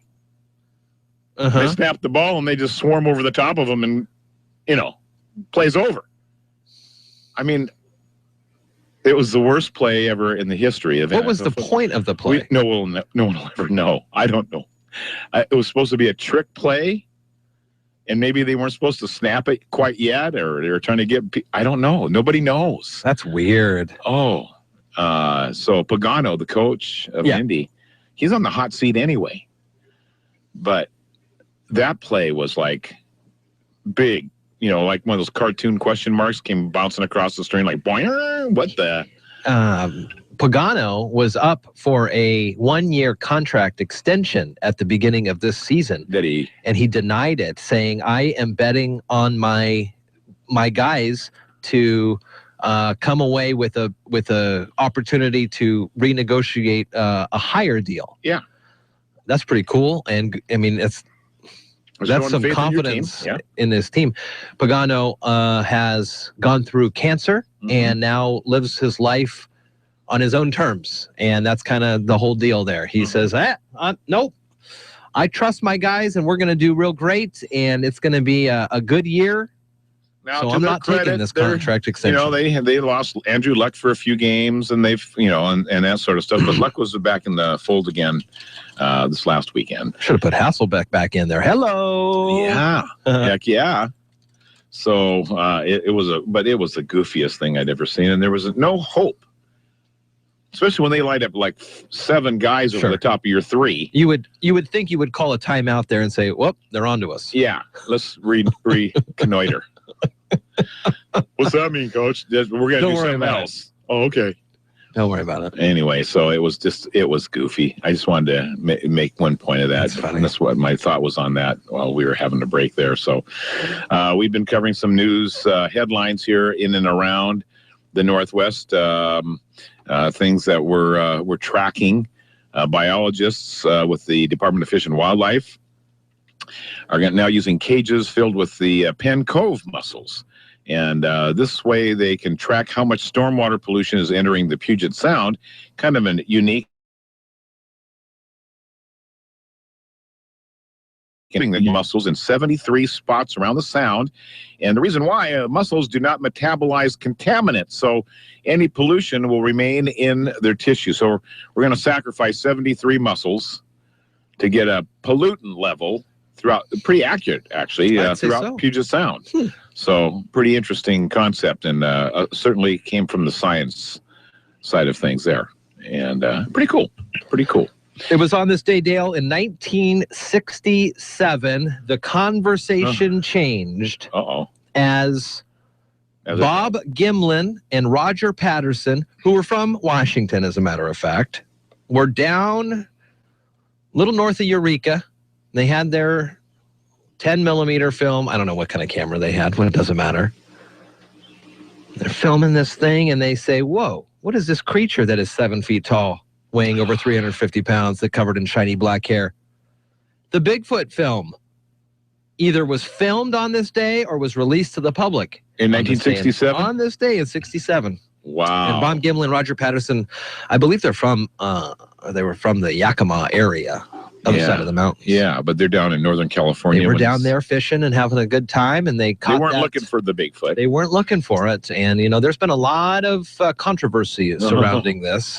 Baby. People go back and forth on this video specifically. There are some key things that people look for to try to tell if it's a fake or not, based on the gait of the person, how the person is walking, even so minute as, well, in this one scene, this one screen grab, it looks as if the quad muscle becomes extended. You can see the quad muscle. Yeah. In the footage, and pretty interesting. Regardless, even if it was a fake, those guys had to cart in that big old ghillie suit. Yeah. And then film it, and then make sure they didn't mess anything up. So it's never been proven to be a fake. No. And no. And that's the thing, is that there are certain pieces of the film that make it appear quite genuine. The Pacific Northwest, of course, has got a long-standing tradition. Yeah. Written and oral tradition, way back, generations. People who have lived here in the Great Northwest for hundreds and hundreds of years before anybody showed up. Yeah. We've been here, and the stories are just so interesting that these things happened kind of so nonchalantly. Now, the big rumor in the Bigfoot circles is that the sightings have become less and less and less because because of Mount St. Helens and the eruption. Oh, and the ash? Potentially killed some of them. And that's why we haven't seen many. Well, who's that goofy-looking guy with the hair that looks like a haystack that's on the History Channel, does all these? Oh, George Tsoukalos. Yeah, and he narrates this Bigfoot thing a lot. I mean, he goes out on the road and So one of the theories that I kind of subscribe to now is that Bigfoot is the actual human having been untouched by intergalactic crossbreeding. Yeah. In other words, what our current modern version of the human is kind of a hybrid from the Martians or wherever, and that they integrated with us, and that's what we are. The ones that escaped that plan are the Bigfoots. Are the Bigfoots that are us as we would have evolved had we been left to our own devices. Big, strong, not real sharp. Yeah. But able to survive. And similar to what we see Homo erectus and those guys. Yeah, exactly. Well, speaking of, Art Bell's Midnight in the Desert. There you can learn all about it. From 9 to midnight, you can call in and talk with him yourself.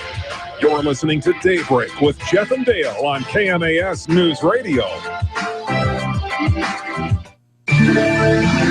The microbrewing craze shows no signs of stopping. The next frontier looks to be home-brewed soda pop. Details today from the Old Farmer's Almanac. This is a referral service. Calls will be routed to an independent referral insurance agency. Do you know the number one cause of bankruptcy? No, it's not losing your job or running up credit card debt. It's not even divorce. It's medical costs. If you and your family don't have health insurance, just one serious illness or accident could be financially devastating. But now there's good news, really good news. A health insurance hotline has been established to provide health insurance for all Americans, even uninsured Americans with pre-existing conditions. Now anyone can get health insurance even if you have a pre-existing medical condition. I repeat, now anyone can get health insurance coverage. Call now for a free no-obligation quote on affordable health plans available to you. Again, this is a free hotline for anyone, even if you have pre-existing conditions. Protect you and your family from sudden unexpected medical costs. Call the free health insurance hotline right now at 1-800-790-9836. That's 1-800-790-9836. Call 1-800-790-9836. More practical tips and useful advice. This is the Old Farmer's Almanac Radio Report for Tuesday, October 20th, the 293rd day of the year. Rock singer Tom Petty has a birthday, and baseball's Mickey Mantle was born in 1931. Like the microbeer movement of the past decade, another home brewing craze is people crafting their own soda pop. What's the advantage over store-bought? For starters, you can add your own healthful, natural ingredients like ginger or licorice root. Homemade sodas are naturally carbonated using yeast, a good source of B-complex vitamins. Most importantly, you control the amount and type of sweeteners. And here's an even sweeter surprise. When you start with extracts or syrup, brewing your own is often less expensive than buying it in the supermarket. That's the Old Farmer's Almanac Radio Report. Learn more and sign up for our free newsletter at almanac.com. Tom Hartman is live and waiting for your call from 9 to noon weekdays on KMAS Shelton, AM 1030, FM 103.3, and KMAS.com. Here's the latest from ABC News. I'm Karen Chase. Aides insist Vice President Joe Biden still hasn't decided whether to run for president, despite an article that briefly appeared on the Washington Post's website indicating he was. The Post says it was a mistake. ABC Chief White House correspondent Jonathan Karl says the newest poll numbers suggest his joining the race might also be a mistake. After Clinton's strong performance at the first Democratic debate, voters are split on whether Biden should run. 47% of Democrats say they want Biden to get in the race, while 49% say he should stay out. The parents of the slain toddler, first known as Baby Doe, are due in court in Boston today to face charges in connection with her murder. Forensic experts generated a picture of her face based on her remains found on a beach. They made a poster that led to the tip, resulting in determining her real name, Bella Bond. Family members say they're happy to have Oscar Pistorius home. He's been released from prison to house arrest after serving just one of his 5-year sentence for shooting his girlfriend. But a family spokeswoman says he has paid his debt to society. Oscar's sentence hasn't been shortened or reduced. He's simply entering the next phase of his sentence now. He will serve this under the strict conditions that govern correctional supervision. Weight Watchers is already feeling the power of the Oprah effect. The company's stock rose 10% after she bought a stake. ABC's Mara Schiavo-Campo has more. Weight Watchers is calling it a groundbreaking partnership. The media mogul joining the company as an owner, celebrity endorser, and member. This is the diet company is looking to expand from focusing just on weight loss to overall health, and they're hoping the Oprah effect will help. For some revelers, the scariest part of Halloween can be serious eye injuries caused by costume contact lenses. Doctors warn they're both dangerous and illegal and can cause infections and even vision loss. The Force truly did awaken for Star Wars fans after the trailer debuted on Monday Night Football. Sites selling tickets to the movie crashed. This is ABC News. Every single person has their own thing. Every one of us is unique. There's no one right way to be. So be strong. Be kind. Be true. Be daring. Be awesome. Be unafraid to be exactly who you are. Wear it. Own it. It's time to be an example. And together, we can stop bullying. Be amazing. Be a friend. Be inspired. Choose kindness. To find out how you can make a difference, go to abc.com/beinspired. This is Lori Grenier. You've seen me on Shark Tank hearing pitches from small businesses. Now, there's a new way for small businesses to get a loan in minutes. It's called Kabbage. That's Kabbage with a K. Just fill out the application online. You'll get an instant decision and could have access to a line of credit of up to $100,000. No waiting, no hassle. Kabbage is A+ rated by the Better Business Bureau and is a Forbes Top 100 company. Go to Kabbage.com. That's Kabbage with a K, Kabbage, or call 888-KABBAGE. The search is on for a teen hacker who claims he breached the computers of some of America's top intelligence officials. ABC's Pierre Thomas has the details. The stolen information was allegedly gleaned from a breach of private email accounts containing background security files and other documents of CIA Director John Brennan. The hacker claims he infiltrated Brennan's account by tricking Verizon and AOL employees into resetting his password. The FBI and Secret Service are racing to identify the hacker and to see if they can build a case against him. Pierre Thomas, ABC News, Washington. Ahmed Mohammed, the Texas teenager who was arrested and suspended from school for bringing a homemade clock to class to show a teacher, says he's glad the incident happened because now he can spread his message to the world that you shouldn't judge people by their color or religion. You always judge a person by their heart, he says. Mohammed was one of the kids invited to astronomy night at the White House last night. He says he had a private talk with the president and was surprised by how much he knew about astronomy. Karen Chase, ABC News. Local news is brought to you by Shelton Health and Rehabilitation Center. Find them online at sheltonhealthandrehab.com. You're listening to KMAS News Radio. I'm Marilyn Foster. Mason County Commissioner Terry Jeffries broke away from her fellow commissioners, saying she would not support limiting the number of marijuana stores allowed in the county. Yesterday, Jeffries said she's okay with limiting it to urban growth areas, but added she'll vote no on limiting the number of pot retailers. State lawmakers recently made changes to retail marijuana laws. Among other things, the state removed the limit on the number of stores in a county. Because of that, Jeffries now believes limiting marijuana retailers would not be legally defensible. Commissioner Randy Netherland and Commissioner Tim Sheldon voiced support last week to limit the number of marijuana shops to 2 in each of the county's 3 urban growth areas of Shelton, Allen, and Belfair. It would limit the number of recreational marijuana retailers to 6 in Mason County. Demolition of the former Thurston County Health Department building at 529 4th Avenue West got underway yesterday. This is the second of 2 city-owned buildings to come down this year on the Isthmus, a strip of land between West Bay and Capitol Lake. The former Thurston County Housing Authority building at 505 4th Avenue West was torn down last April. Olympia's mayor says the buildings coming down are an important step in the revitalization of the downtown area. Washington state ballots have been mailed to voters. Mason County mailed out 35,442 ballots, and over 162,000 were mailed to Thurston County voters. Local races are the main event in this year's election, though there are 2 statewide ballot measures and 2 one-year state house vacancies to fill. There are no statewide offices or congressional seats on the ballot. Locally, this election is big. Voters will decide on the mayor of Shelton, the Shelton Commissioner of Finance and Accounting, Port of Shelton Commissioner, and 4 Shelton School Board positions. The candidates in all of those races will be participating in our candidate forum this evening at 6 p.m. at the Mason Transit Community Center in Shelton. The event is open to the public. We'll also broadcast the forum live on KMAS AM 1030, FM 103.3, or online at KMAS.com. To learn more about the candidates and the offices they seek, see our 2015 Voters Guide under the News tab on our website. Veterans enrolled in the VA healthcare system can receive free flu shots at their local Walgreens. No appointment is required.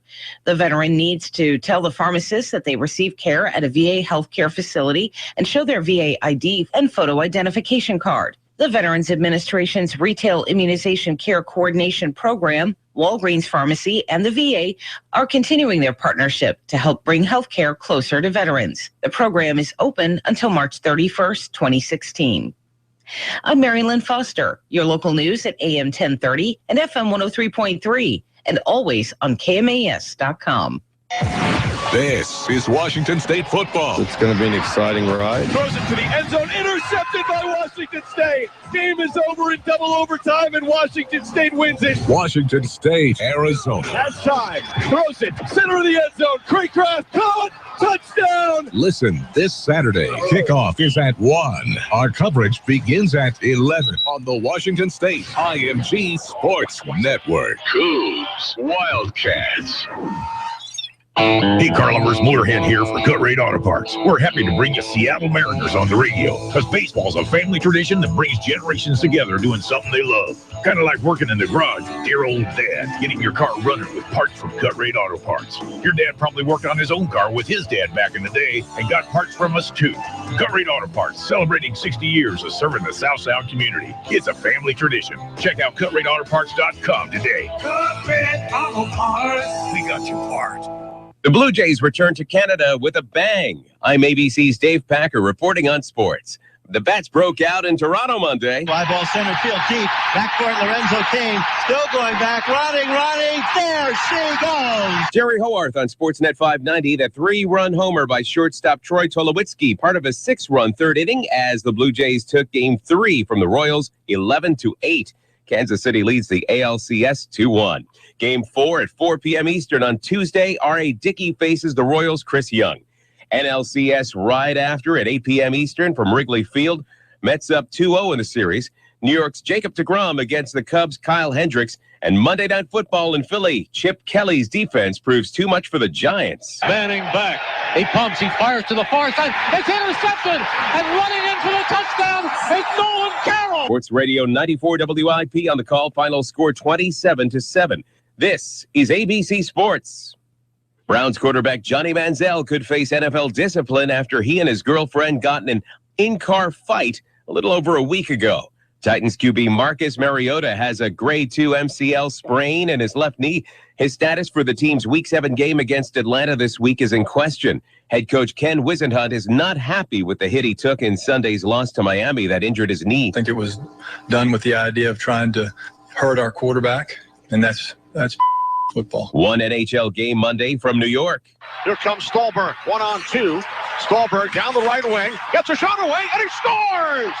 Victor Stolberg with 2 Sharks back and a third surrounding him.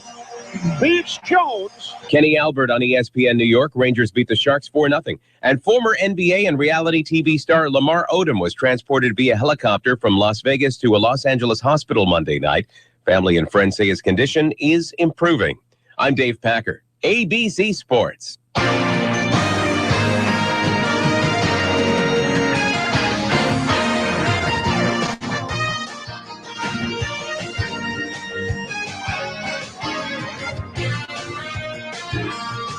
News Radio 1030 KMAS Shelton, FM 103.3, and we are streaming audio and video, although Jeff's leaving the video frame right now.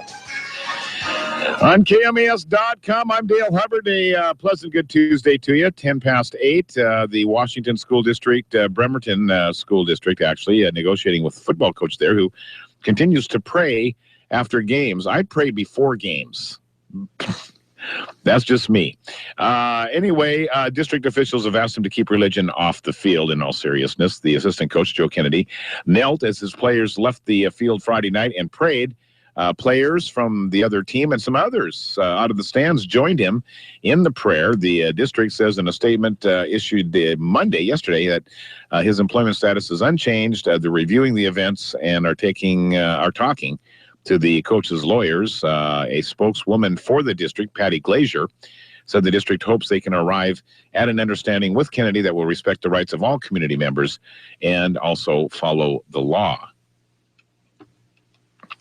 Status of the Washington quarterback Jake Browning in question after a big hit in his loss to Oregon. He suffered a shoulder injury late in that game. They take on number 10th ranked Stanford this weekend. Coach Peterson said Browning was day to day. A traveling basketball coach from Oregon charged with sending suggestive text messages to a teenage boy in Wisconsin. A cash bond set for Nicholas R. Bennett, charged yesterday for using a computer to facilitate a child sex crime and attempted child enticement. And good news from the Seahawks camp. The Seahawks are lifting the suspension of fullback Derek Coleman that was imposed after he was arrested following a car crash. Coach Carroll announced the decision yesterday and said it would be done as soon as possible. With the suspension lifted, Coleman can play this Thursday night against San Francisco. Carroll did say, though, that the fullback is not yet or has yet to be examined by doctors following the crash. Of course, he was suspended last week after his arrest for investigation of vehicular assault and hit and run. He was booked into King County Jail and initially denied bail. Police officers in Bellevue said they arrested him because he'd left the scene of a two-car accident. There was film of him being interviewed. He was clear-eyed, cognizant, talking to the officers, denied having any alcohol or anything that would induce judgment. They're going to wait until the investigation is complete before deciding whether any charges will be filed. So something happened, but it wasn't like bad break the law kind of thing happened. Maybe some kind of something, but we don't know what that was yet. Then that may prevent him from playing Thursday too, as they continue with some examinations and that sort of thing. And also a couple of other quick high school football notes for you. This one's out of Boardman, Oregon. A high school coach there on leave under investigation after an incident with a student. Apparently, assistant coach Neil Livingston was involved in an altercation with a player at a recent practice at Riverside High School in Boardman, Oregon. And then a family of a teenager who died after a football game in Spokane. Brain trauma. This was in 2009 of a football injury. They've appealed a state judge's decision to dismiss their lawsuit. So we'll follow that and see how that progresses. The defendant's attorneys did not return requests for comment. And that's Northwest Sports this time around. Jeff, what do you got for us weather-wise? That's kind of cloudy out there. I just walked outside and looked up and down the street. It is a little overcast at about 55. We're going to see a high of 64 today and 61 tomorrow. Low 60s for the rest of the week. Some rain next week. Next Wednesday looks like it's the next time we could see any precipitation around here, which leads us into a great looking start of the weekend. It's Daybreak with Jeff and Dale on KMAS News Radio. Join the guys as they talk with neighbors, newsmakers, and each other, getting your day off to the absolute best possible start in the history of mornings. Connect with Jeff and Dale through the KMAS listener line by email or Facebook. Now, from where I-5 takes a sharp left toward Portland, Daybreak with Jeff and Dale. All right, good morning to you. It's Daybreak here at KMAS. And political trivia for you this morning. Fun. Okay. You like this. Who abandoned her bid to become America's first female president? It happened on this very day, 1999. Geraldine Ferrara? Elizabeth Dole. No. Yeah. In 99? Yeah. Wasn't that when Bob Dole was running? I don't think so. Oh, that was 96. Yeah. So Elizabeth was running for the 2000? Republican ticket. Well, where's Geraldine Ferrara in there? This is from the 80s? No, Geraldine Ferrara. Was she just a vice president? Yeah, vice president candidate. To who? Which would have been the first. Nader, right? No, it was a more serious guy than that. I mean, it was close. She almost got on the final ticket there. Oh, Mondale. Yeah. Huh, I did not realize that. Elizabeth Dole tried to throw her hat in the ring. Yeah, for the 2000 she was election. bang. But of course, the preseason wasn't like it is this year. No. So it was kind of a low-key type of a campaign, but she was testing the waters. Made news as the first female, possibly the first female president. I kind of remember those headlines. And everybody was wrapping their heads around the idea of a female president. No, it's not such a bad idea, I guess. So interesting. Yeah. There was a lot of huffing and puffing by the cigar smokers in the back room. Well, but she can do everything she wants, but yeah, we'll never have a woman in the program. If I'm running this electoral college, there ain't no way she's getting in there. Snoop Lion. Yes. Formerly known as Snoop Dogg, Snoop Doggy Dog, Dog, and Snoop. Do I got them all? Calvin Brodus. The real name. His real name. And not very many people know that. In fact, you're the only one in the room that knew that. This is true. He's only 43. Sure. He's been around forever. Looks like he's 143. No, Snoop. Snoop-a-loop. That Snoop Lion reggae album, I will give it to him. It's not awful. Okay. I've listened to music that's awful. Yeah. And that reggae album is not I like that awful. reggae style of music. It makes you relax. I love it. And plus you're tapping your toe at the same time. You're relaxed, but you're getting a groove on. I like that stuff. Now his son is playing football at UCLA or somewhere, isn't he? And Snoop got into it with one of because he's big in Little League that football. was Puff Daddy. Oh, okay. P. Diddy, remember, he threw a tantrum, weight or something in the weight room. Yeah. USC. Yeah. No, Calvin Brodus, Snoop Dogg's kids, I believe, are still moving their way through high school. But in high school, his son is ranked, I think, like #1 in California. Quarterback or something. He's amazing. Yeah. Snoop has done a lot of good for his communities in Pee Wee football. Yeah. He supports tons of youth football. He really enjoys watching he goes to the games. He enjoys it. Yeah. He loves it. One of the mainstays of the early Law and Order shows was Jerry Orbach, who came from stand-up comedy to become, I can't remember his character's name now, Lenny. Passed away, but this was his birth date. He was born on this date in 1935. Art Buchwald, columnist, pretty famous, actually, really famous throughout the middle part of the last century, and he also had his birthday on this day. I'm just kind of checking others. There's not a lot of super duper famous people. A guy that brought us doo-wah diddy diddy, dum diddy do. Yeah.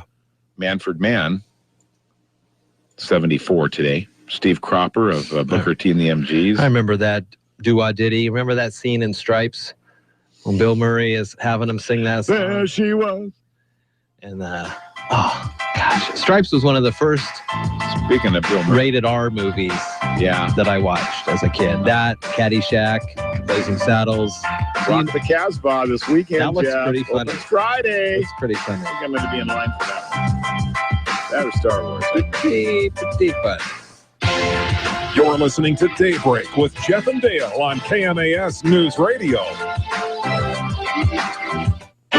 To those who say, just as the sun rises in the east, so too must breakfast be enjoyed in the morning, McDonald's now says, yeah, we don't really agree with that.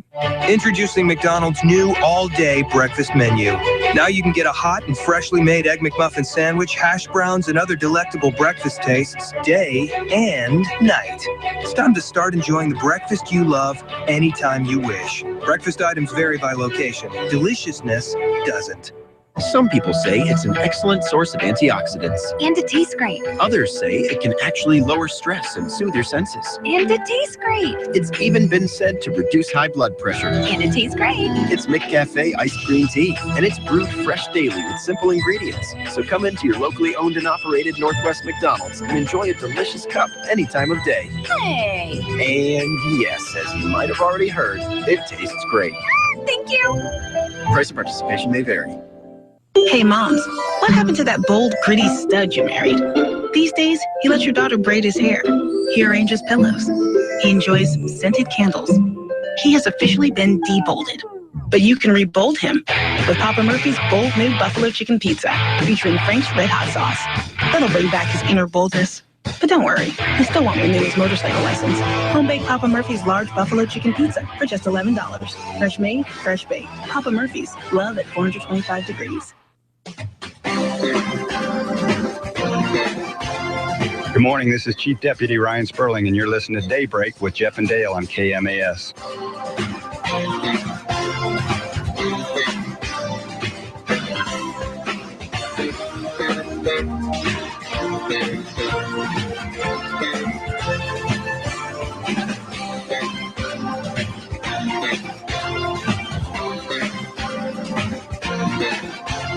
All right, good morning to you. It's Daybreak here, 8:22. We'll check the stock numbers in a little bit. Looks like Chief Moody's working his way in here. He'll be in just a second to kind of continue and tie it all up. You just talked about Jerry Orbach's birthday.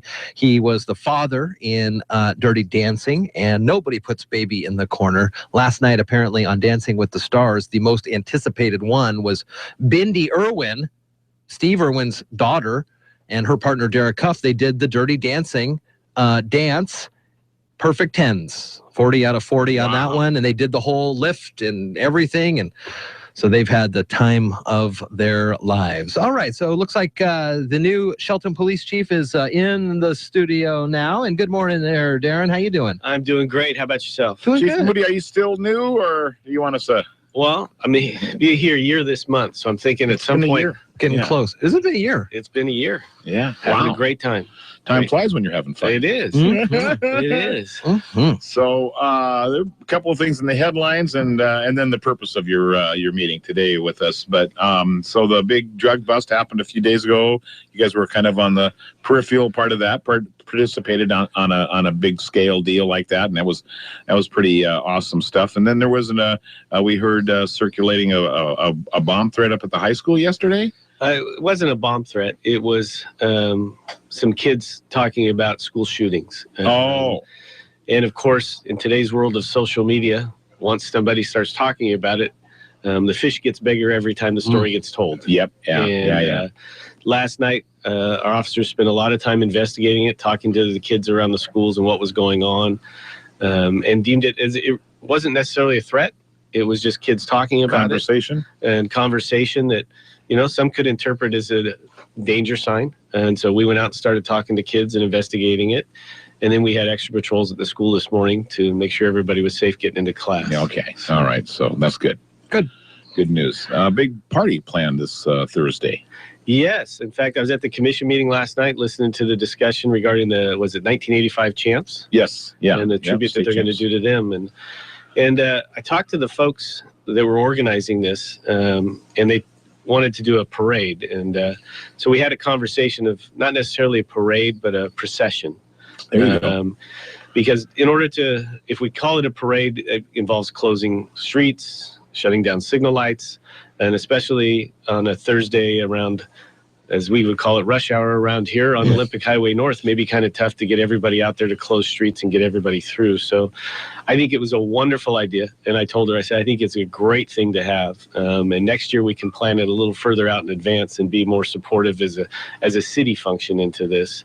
So I explained to them, as long as you obey all the traffic laws, as long as you don't run red lights, and as long as people aren't riding on top of cars, I think it's a great thing. Go ahead and have the procession, and we'll be there as much as we can to support it. But we just can't close all of the lights and allow 100 cars or whatever will be there to come through the lights and close everything down. Okay. So a procession rather than a parade. Yeah, and I almost called it a tribute, to the homecoming and the 1985.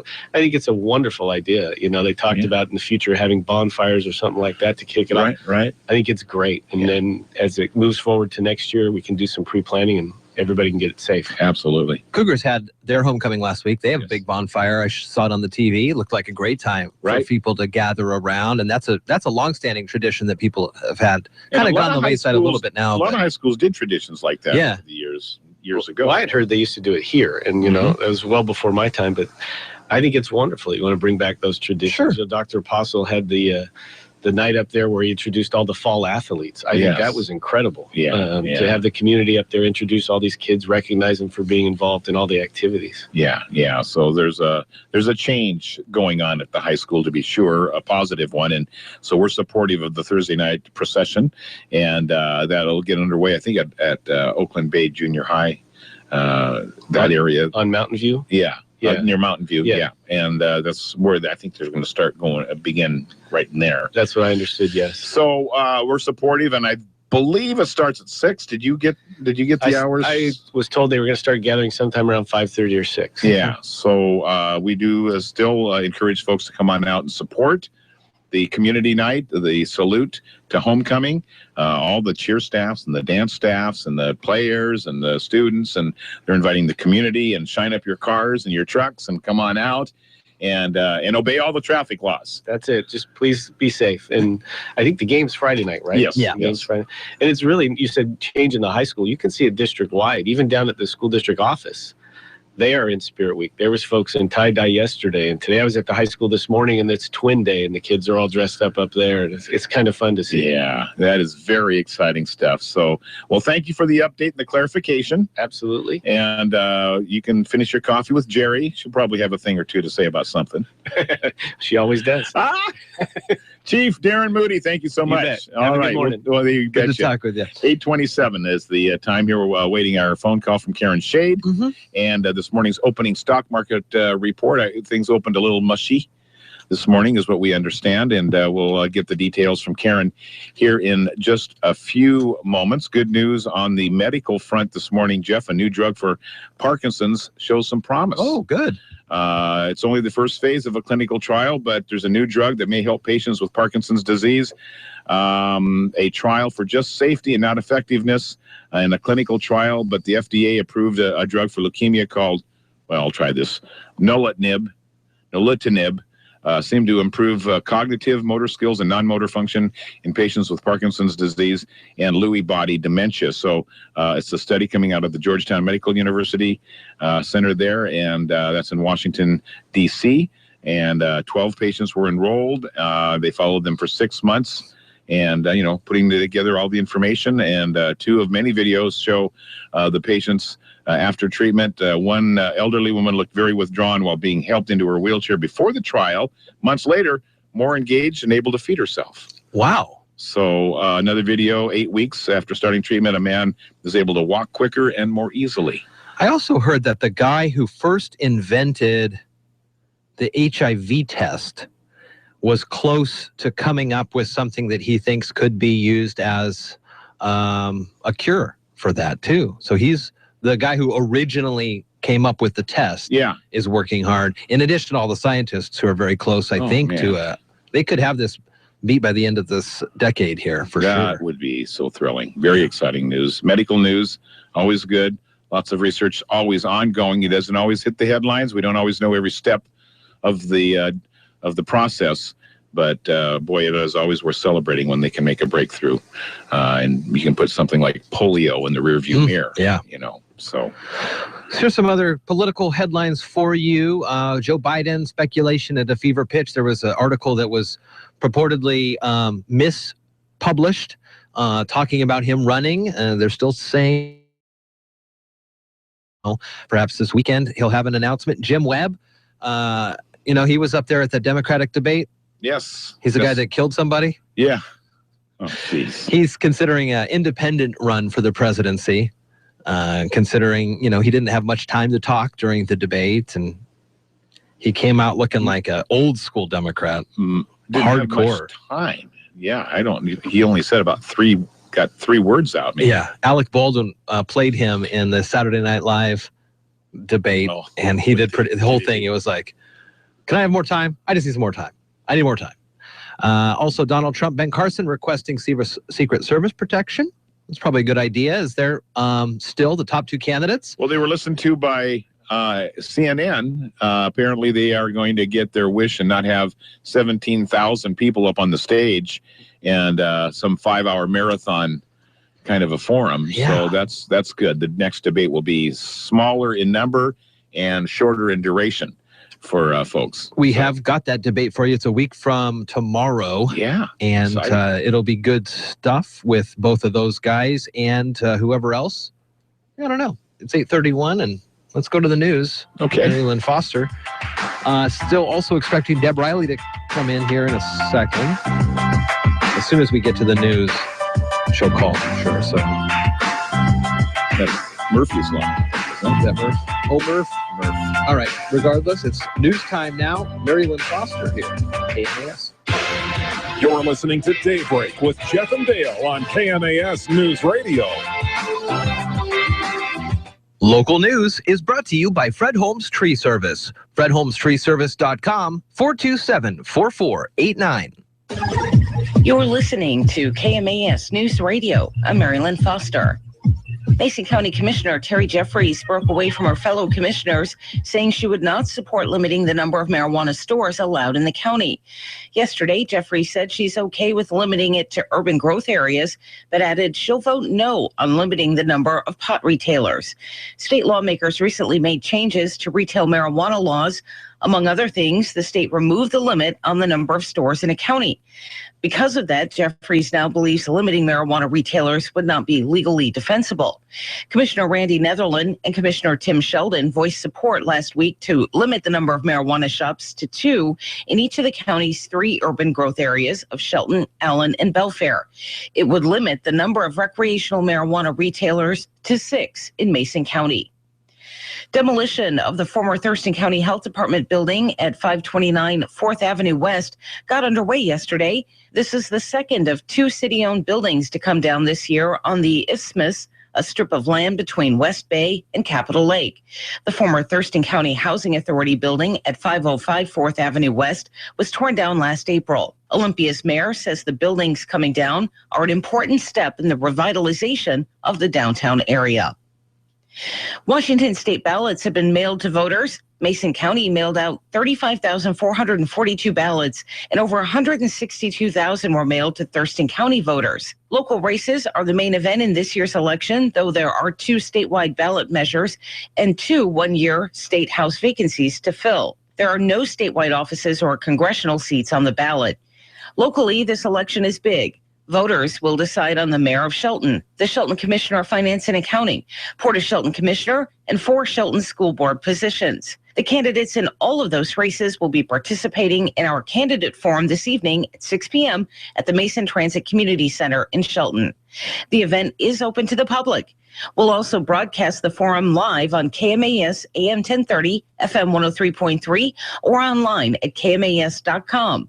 To learn more about the candidates and the offices they seek, see our 2015 Voters Guide under the News tab on our website. Veterans enrolled in the VA healthcare system can receive free flu shots at their local Walgreens. No appointment is required. The veteran needs to tell the pharmacist that they received care at a VA healthcare facility and show their VA ID and photo identification card. The Veterans Administration's Retail Immunization Care Coordination Program, Walgreens Pharmacy, and the VA are continuing their partnership to help bring healthcare closer to veterans. The program is open until March 31st, 2016. I'm Mary Lynn Foster, your local news at AM 1030 and FM 103.3, and always on KMAS.com. It's now 8:35 at KMAS, and on the line from Edward Jones, Karen Shade, Olympic Highway South. How are you doing? I'm doing awesome. Happy Tuesday, everybody. Happy Tuesday indeed. And well, what's Wall Street looking like? Well, U.S. stocks are a little changed this morning amid disappointing earnings report and mixed housing data. In earnings news, IBM and Harley-Davidson are lower after falling short on earnings forecasts and lowering forecasts. In separate news, Yum Brand announced it will split its China business off into a separately publicly traded company. On the economic front, housing report showed new construction rose more than expected while permits slumped in September. Bond prices are edging lower today. So far this morning in the S&P 500, the best performing sector is telecom, while the worst performing sector is healthcare. The Dow Jones Industrial Average is up 2 points at 17,232. The Standard & Poor's 500 Index is up 3 points at 2,036. And the NASDAQ Composite Index is down 15 points at 4,890. This morning, volume on the New York Stock Exchange is moderate, with 218 million shares being traded, and advancers are outnumbering decliners by a roughly 2-to-1 margin. In the commodity markets, the spot price of gold is up $7.59 to $1,178.31. The spot price of silver is up 3 cents to $15.87, and crude oil prices are up 29 cents to $46.18. In the bond markets, the 30-year Treasury yield is currently 2.92%, and the 10-year Treasury yield is 2.07%. Stocks of local interest: Amazon is down $12.50. Costco is up 81 cents. Boeing is up 28 cents. Starbucks is down 15 cents, and Microsoft is down 23 cents. This is Karen Shade of Edward Jones, member SIPC, serving individual investors with personalized attention and long-term financial advice. I'm located at 1051 Southeast State Route 3 in Shelton. If you'd like additional information, you can contact me at 426-4590, and daily commentary is also located on our website at edwardjones.com. Gillis Auto Center in Shelton. Best deals, best price, best trade, and low payments. And when you think selection of used cars, trucks, and SUVs, think family-owned Gillis Auto Center with over 250 pre-owned vehicles available. Wait a minute. That's right, over 250 good, clean, used vehicles available. That's a huge selection. And right now at Gillis Auto Center, special interest rates and volume pricing, which means you save money. At the City Center Matlock exit and 24/7 at GillisAutoCenter.com. This is Washington State football. It's going to be an exciting ride. Throws it to the end zone, intercepted by Washington State. Game is over in double overtime, and Washington State wins it. Washington State, Arizona. Has time. Throws it. Center of the end zone. Craycraft. Caught. Touchdown. Listen this Saturday. Kickoff is at 1. Our coverage begins at 11 on the Washington State IMG Sports Network. Cougs, Wildcats.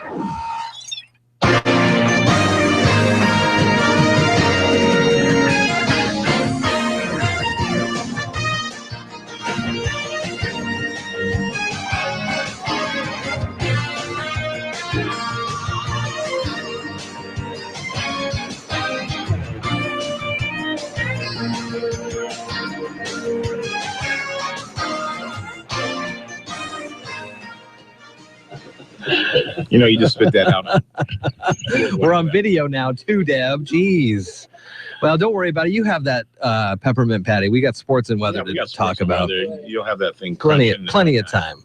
All right, sports notes here this afternoon, 8:38. Well, it's kind of afternoon for us. Yeah. The latest on the hospitalization of Lamar Odom, who was found unconscious in a Nevada brothel last week. Family reps have said that he has left the Los Angeles hospital, is now in Los Angeles area to recover a week after being found unconscious. And the family statement thanks the hospital and fans and says that he's making miraculous progress. And his estranged wife, Khloe Kardashian, his father, and his 2 children have accompanied him to Los Angeles. And that's all we know. I can tell you the brothel is called the Love Ranch. Yeah. Used to be the Cat House. Did it? It's the guy. It's Dennis Hoff. He has a show on HBO. And didn't he also run for something like governor of Nevada or something? Probably did at one time, or talked about running or something like that. Also, I wanted to do a real quick little golf thing now, if I haven't lost it, which very likely might have done. Oh, here it is. For you British Open fans, golf fans, if you're a PGA fan or like to follow professional golf, the British Open has decided to stage their 2019 event at the Royal Portrush. It's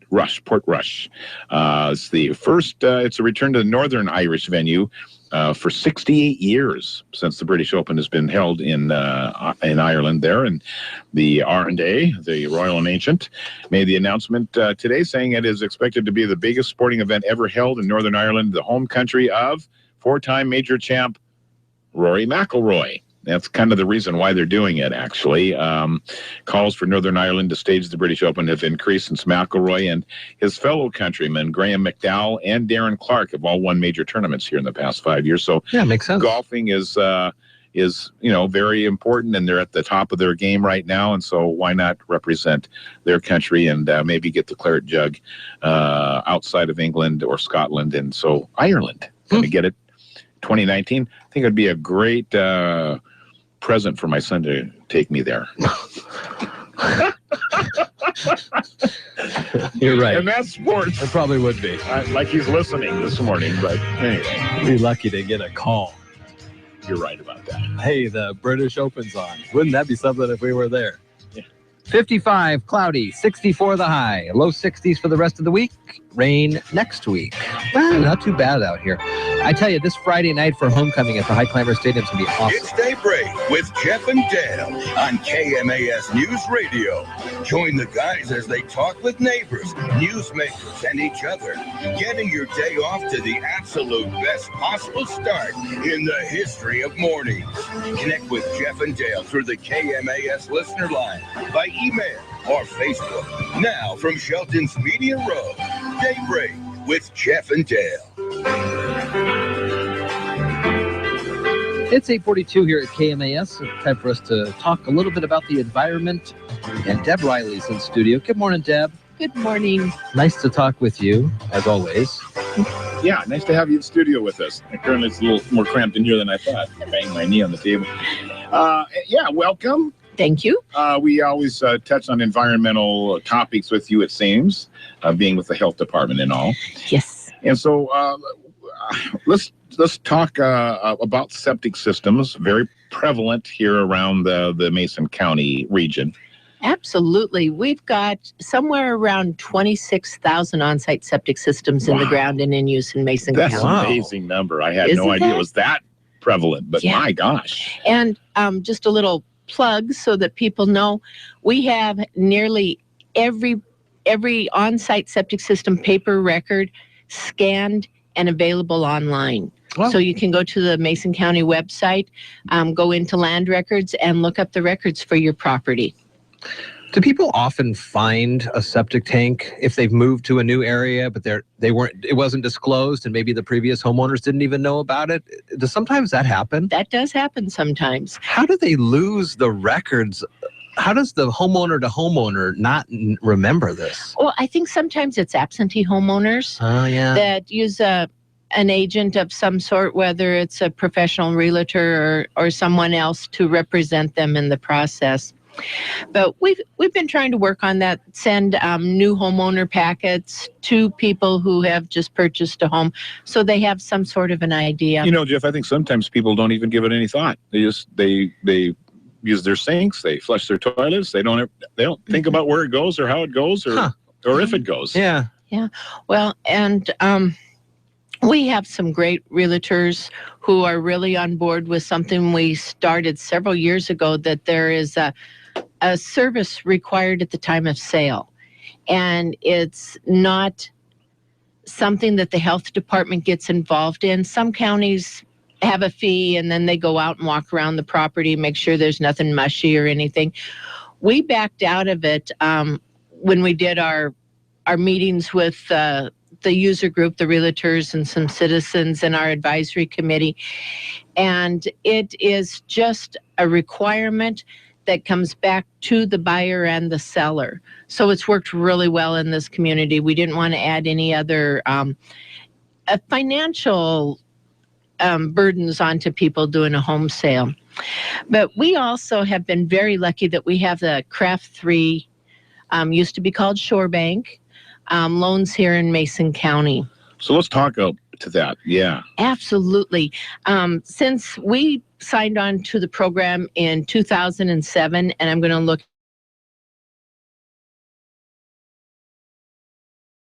We've had a few since. Over $2 million have been lent to property owners in Mason County. 60% of those property owners were low income. So they were kind of limited on where they could get money to do this work. And these are called clean water loans. They are. Okay. They're for septic system upgrades, repairs. Some have even been used for side sewers to help people connect to sewer when it came through their neighborhood.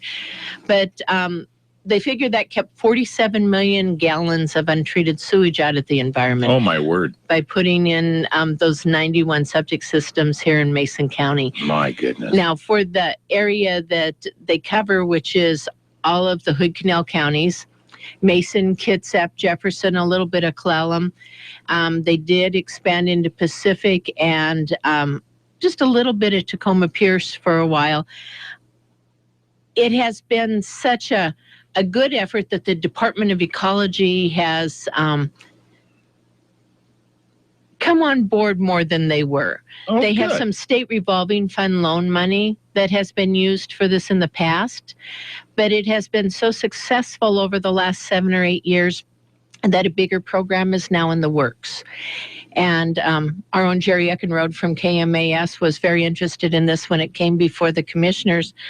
But right now there's an agreement between Kitsap Public Health District, Whatcom County Health Department, King County Health Department, Thurston County Health Department, Mason County Public Health, Tacoma Pierce Health Department, Snohomish County, Clallam County, Grays Harbor County, and Pacific County with Washington State's Department of Health and Ecology for a regional loan program. Wow. Wow. Yeah, so we have the 12 Puget Sound counties plus those 2 marine counties, Pacific and Grays Harbor, that are shellfish producers. Yeah. And we've all lumped together.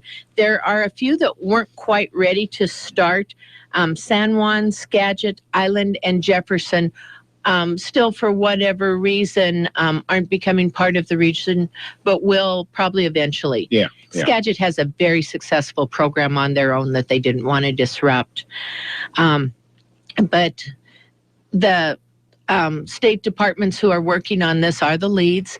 They will be going out looking for the financial institution. And of course, our Craft 3 will be one of those who applies. And although I can't advocate for anybody, the service that our citizens have gotten from the folks at Craft 3 and the difference it's made to Mason County, of course, my loyalties are there. Yeah, absolutely. So if you don't mind dumbing down for Dale here for a moment, if somebody has a septic inspection done and the news is not good, and they're at low income, or they're in tough straits here for financing a replacement. Right. Is this where Craft 3 could come in and help on a replacement? Absolutely. Not just new installations, but replacement.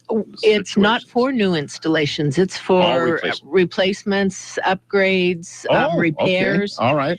And every one of our certified specialists, the septic tank pumpers, the O&M specialists, carry the Craft 3 brochures, and you have some sitting right out in your front lobby. Hey, how about that? Yeah. So if they pump your tank, let's say, and they say, oh, Dale, it's really sluggish. The water level's been too high. We're seeing a failure in your very near future. Here is some financial information that could help you with your repair or replacement. All right. So that's been just great. And the designers, of course, have this information for their folks too. But the designers are usually that second tier after the pumpers or O&M specialists find the issues. Right.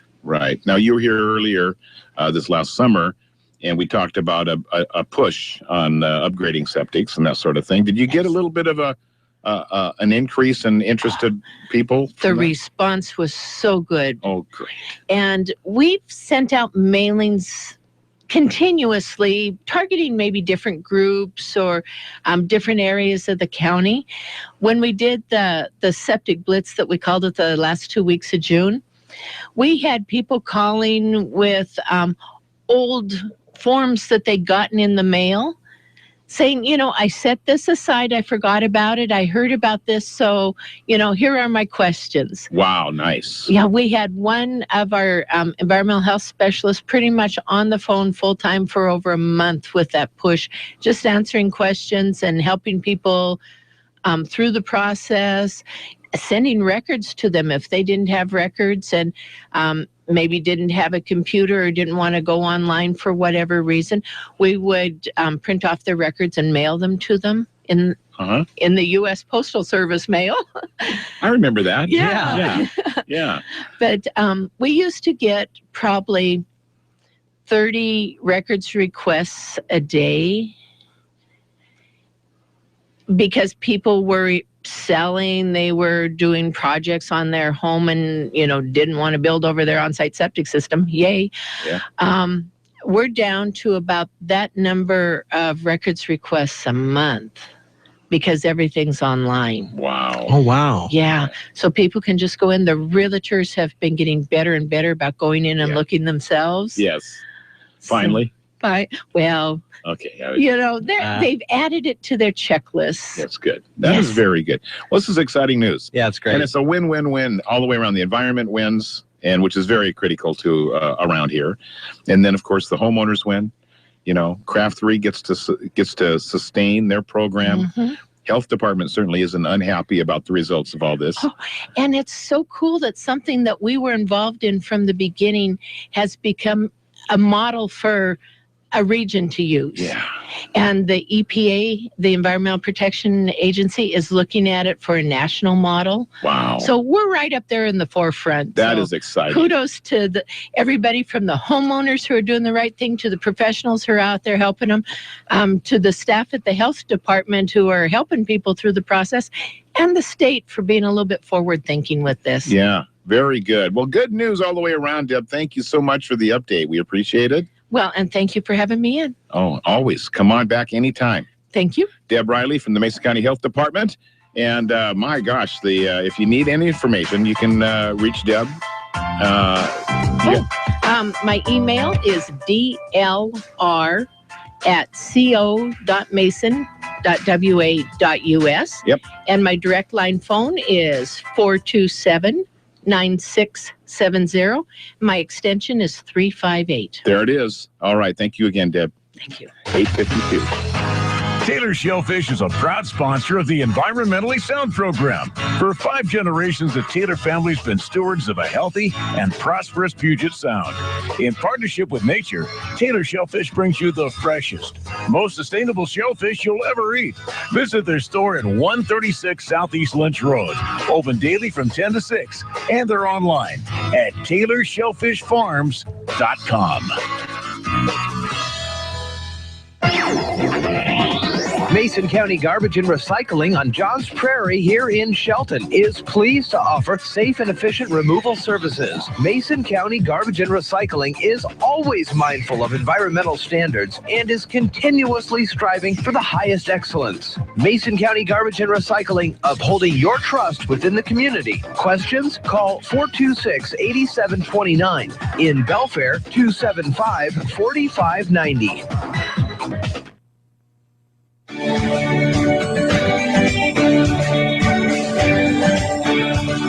Hi, this is Dick Taylor from the Port of Shelton, and you're listening to Daybreak with Jeff and Dale on KMAS Radio. Oh my gosh, Dale, the biggest story on the Facebook this morning. Yes. Is this bear. Bear sighting? Bear sighting. Oh my. So Terry Allen talked to us about this. He asked if anybody had seen it. We posted it on our Facebook page. And Marty and Lori, fans, and we talked with them. They posted a photo of it. Oh, so go to our Facebook page, facebook.com/1030KMAS. It's a cub? And it's, I guess. I mean, it's not a big bear. Big bear, big bear, big bear. Remember Great Outdoors with John Candy and Dan Aykroyd? Yes. Hilarious. Big bear, big. Oh, that's so funny movie. Anyways, lots of people talking about this. Yeah. A lot of folks saw the bear or saw the cars. Bill Clark makes a comment. Apparently, the trap isn't working. Cop stole the donuts. LOL. Oh, I get it. That's a funny one. That is a good one. Jellystone Park. The Peganaga Basket. What time is it? 8:55. We're about out of here. We got 2 minutes. Tonight at 6. Yes. Come on over to the Mason Transit Authority's Transit Community Center and join us for a candidate forum, which is a little different than we've had in years past. We've been tweaking these. We've had some debates on Daybreak with some great conversations, and we're seeing the response to that style of a debate forum. And so we're going to take that and meld it with kind of what we used to be doing. Very well put. And it's going to kind of, I think, really open up the candidates to one, have to talk about things. They're going to be held accountable not only to Dale and I and us at the station, but held accountable to the audience there, but also held accountable to the other candidates. Yeah. There's going to be a lot of opportunity for back and forth and conversations. Hopefully it doesn't turn into a Springer episode. We hope not. Do we have any big guys like Springer packs around on his stage? We don't. Steve Wilkos. Maybe. Well, if Randy's coming down, he'll be the muscle. He could be the muscle. Regardless, it's on the radio, on AM 1030 and FM 103.3, on KMAS.com, and live for you. Yeah. So we'll see you at 6 tonight, and it's going to be a real fun. I really think that tonight is going to be a lot of fun to talk with some school board questions that you normally wouldn't ask a candidate, but it's questions that people are talking about. Yeah, absolutely. All of our candidates. When it comes to the point taxes and 0.32%, nah, we want to know like what the deal is. Yeah. So we're going to have some great. We're gonna bubble it down a little bit, and that's not only just for the school board races, but for all the races. We're going to have a pretty good time tonight. Please come on out in the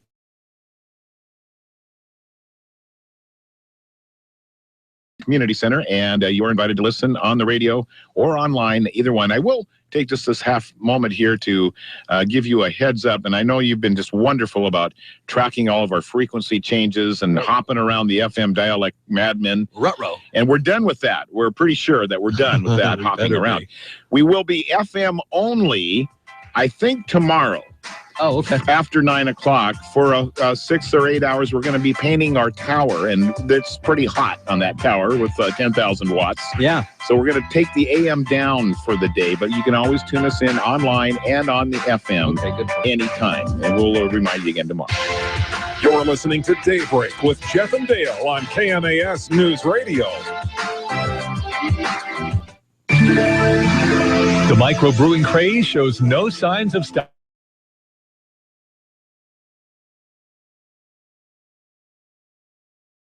This is service. Calls will be routed to an independent referral insurance agency. Do you know the number one cause of bankruptcy? No, it's not losing your job or running up credit card debt. It's not even divorce. It's medical costs.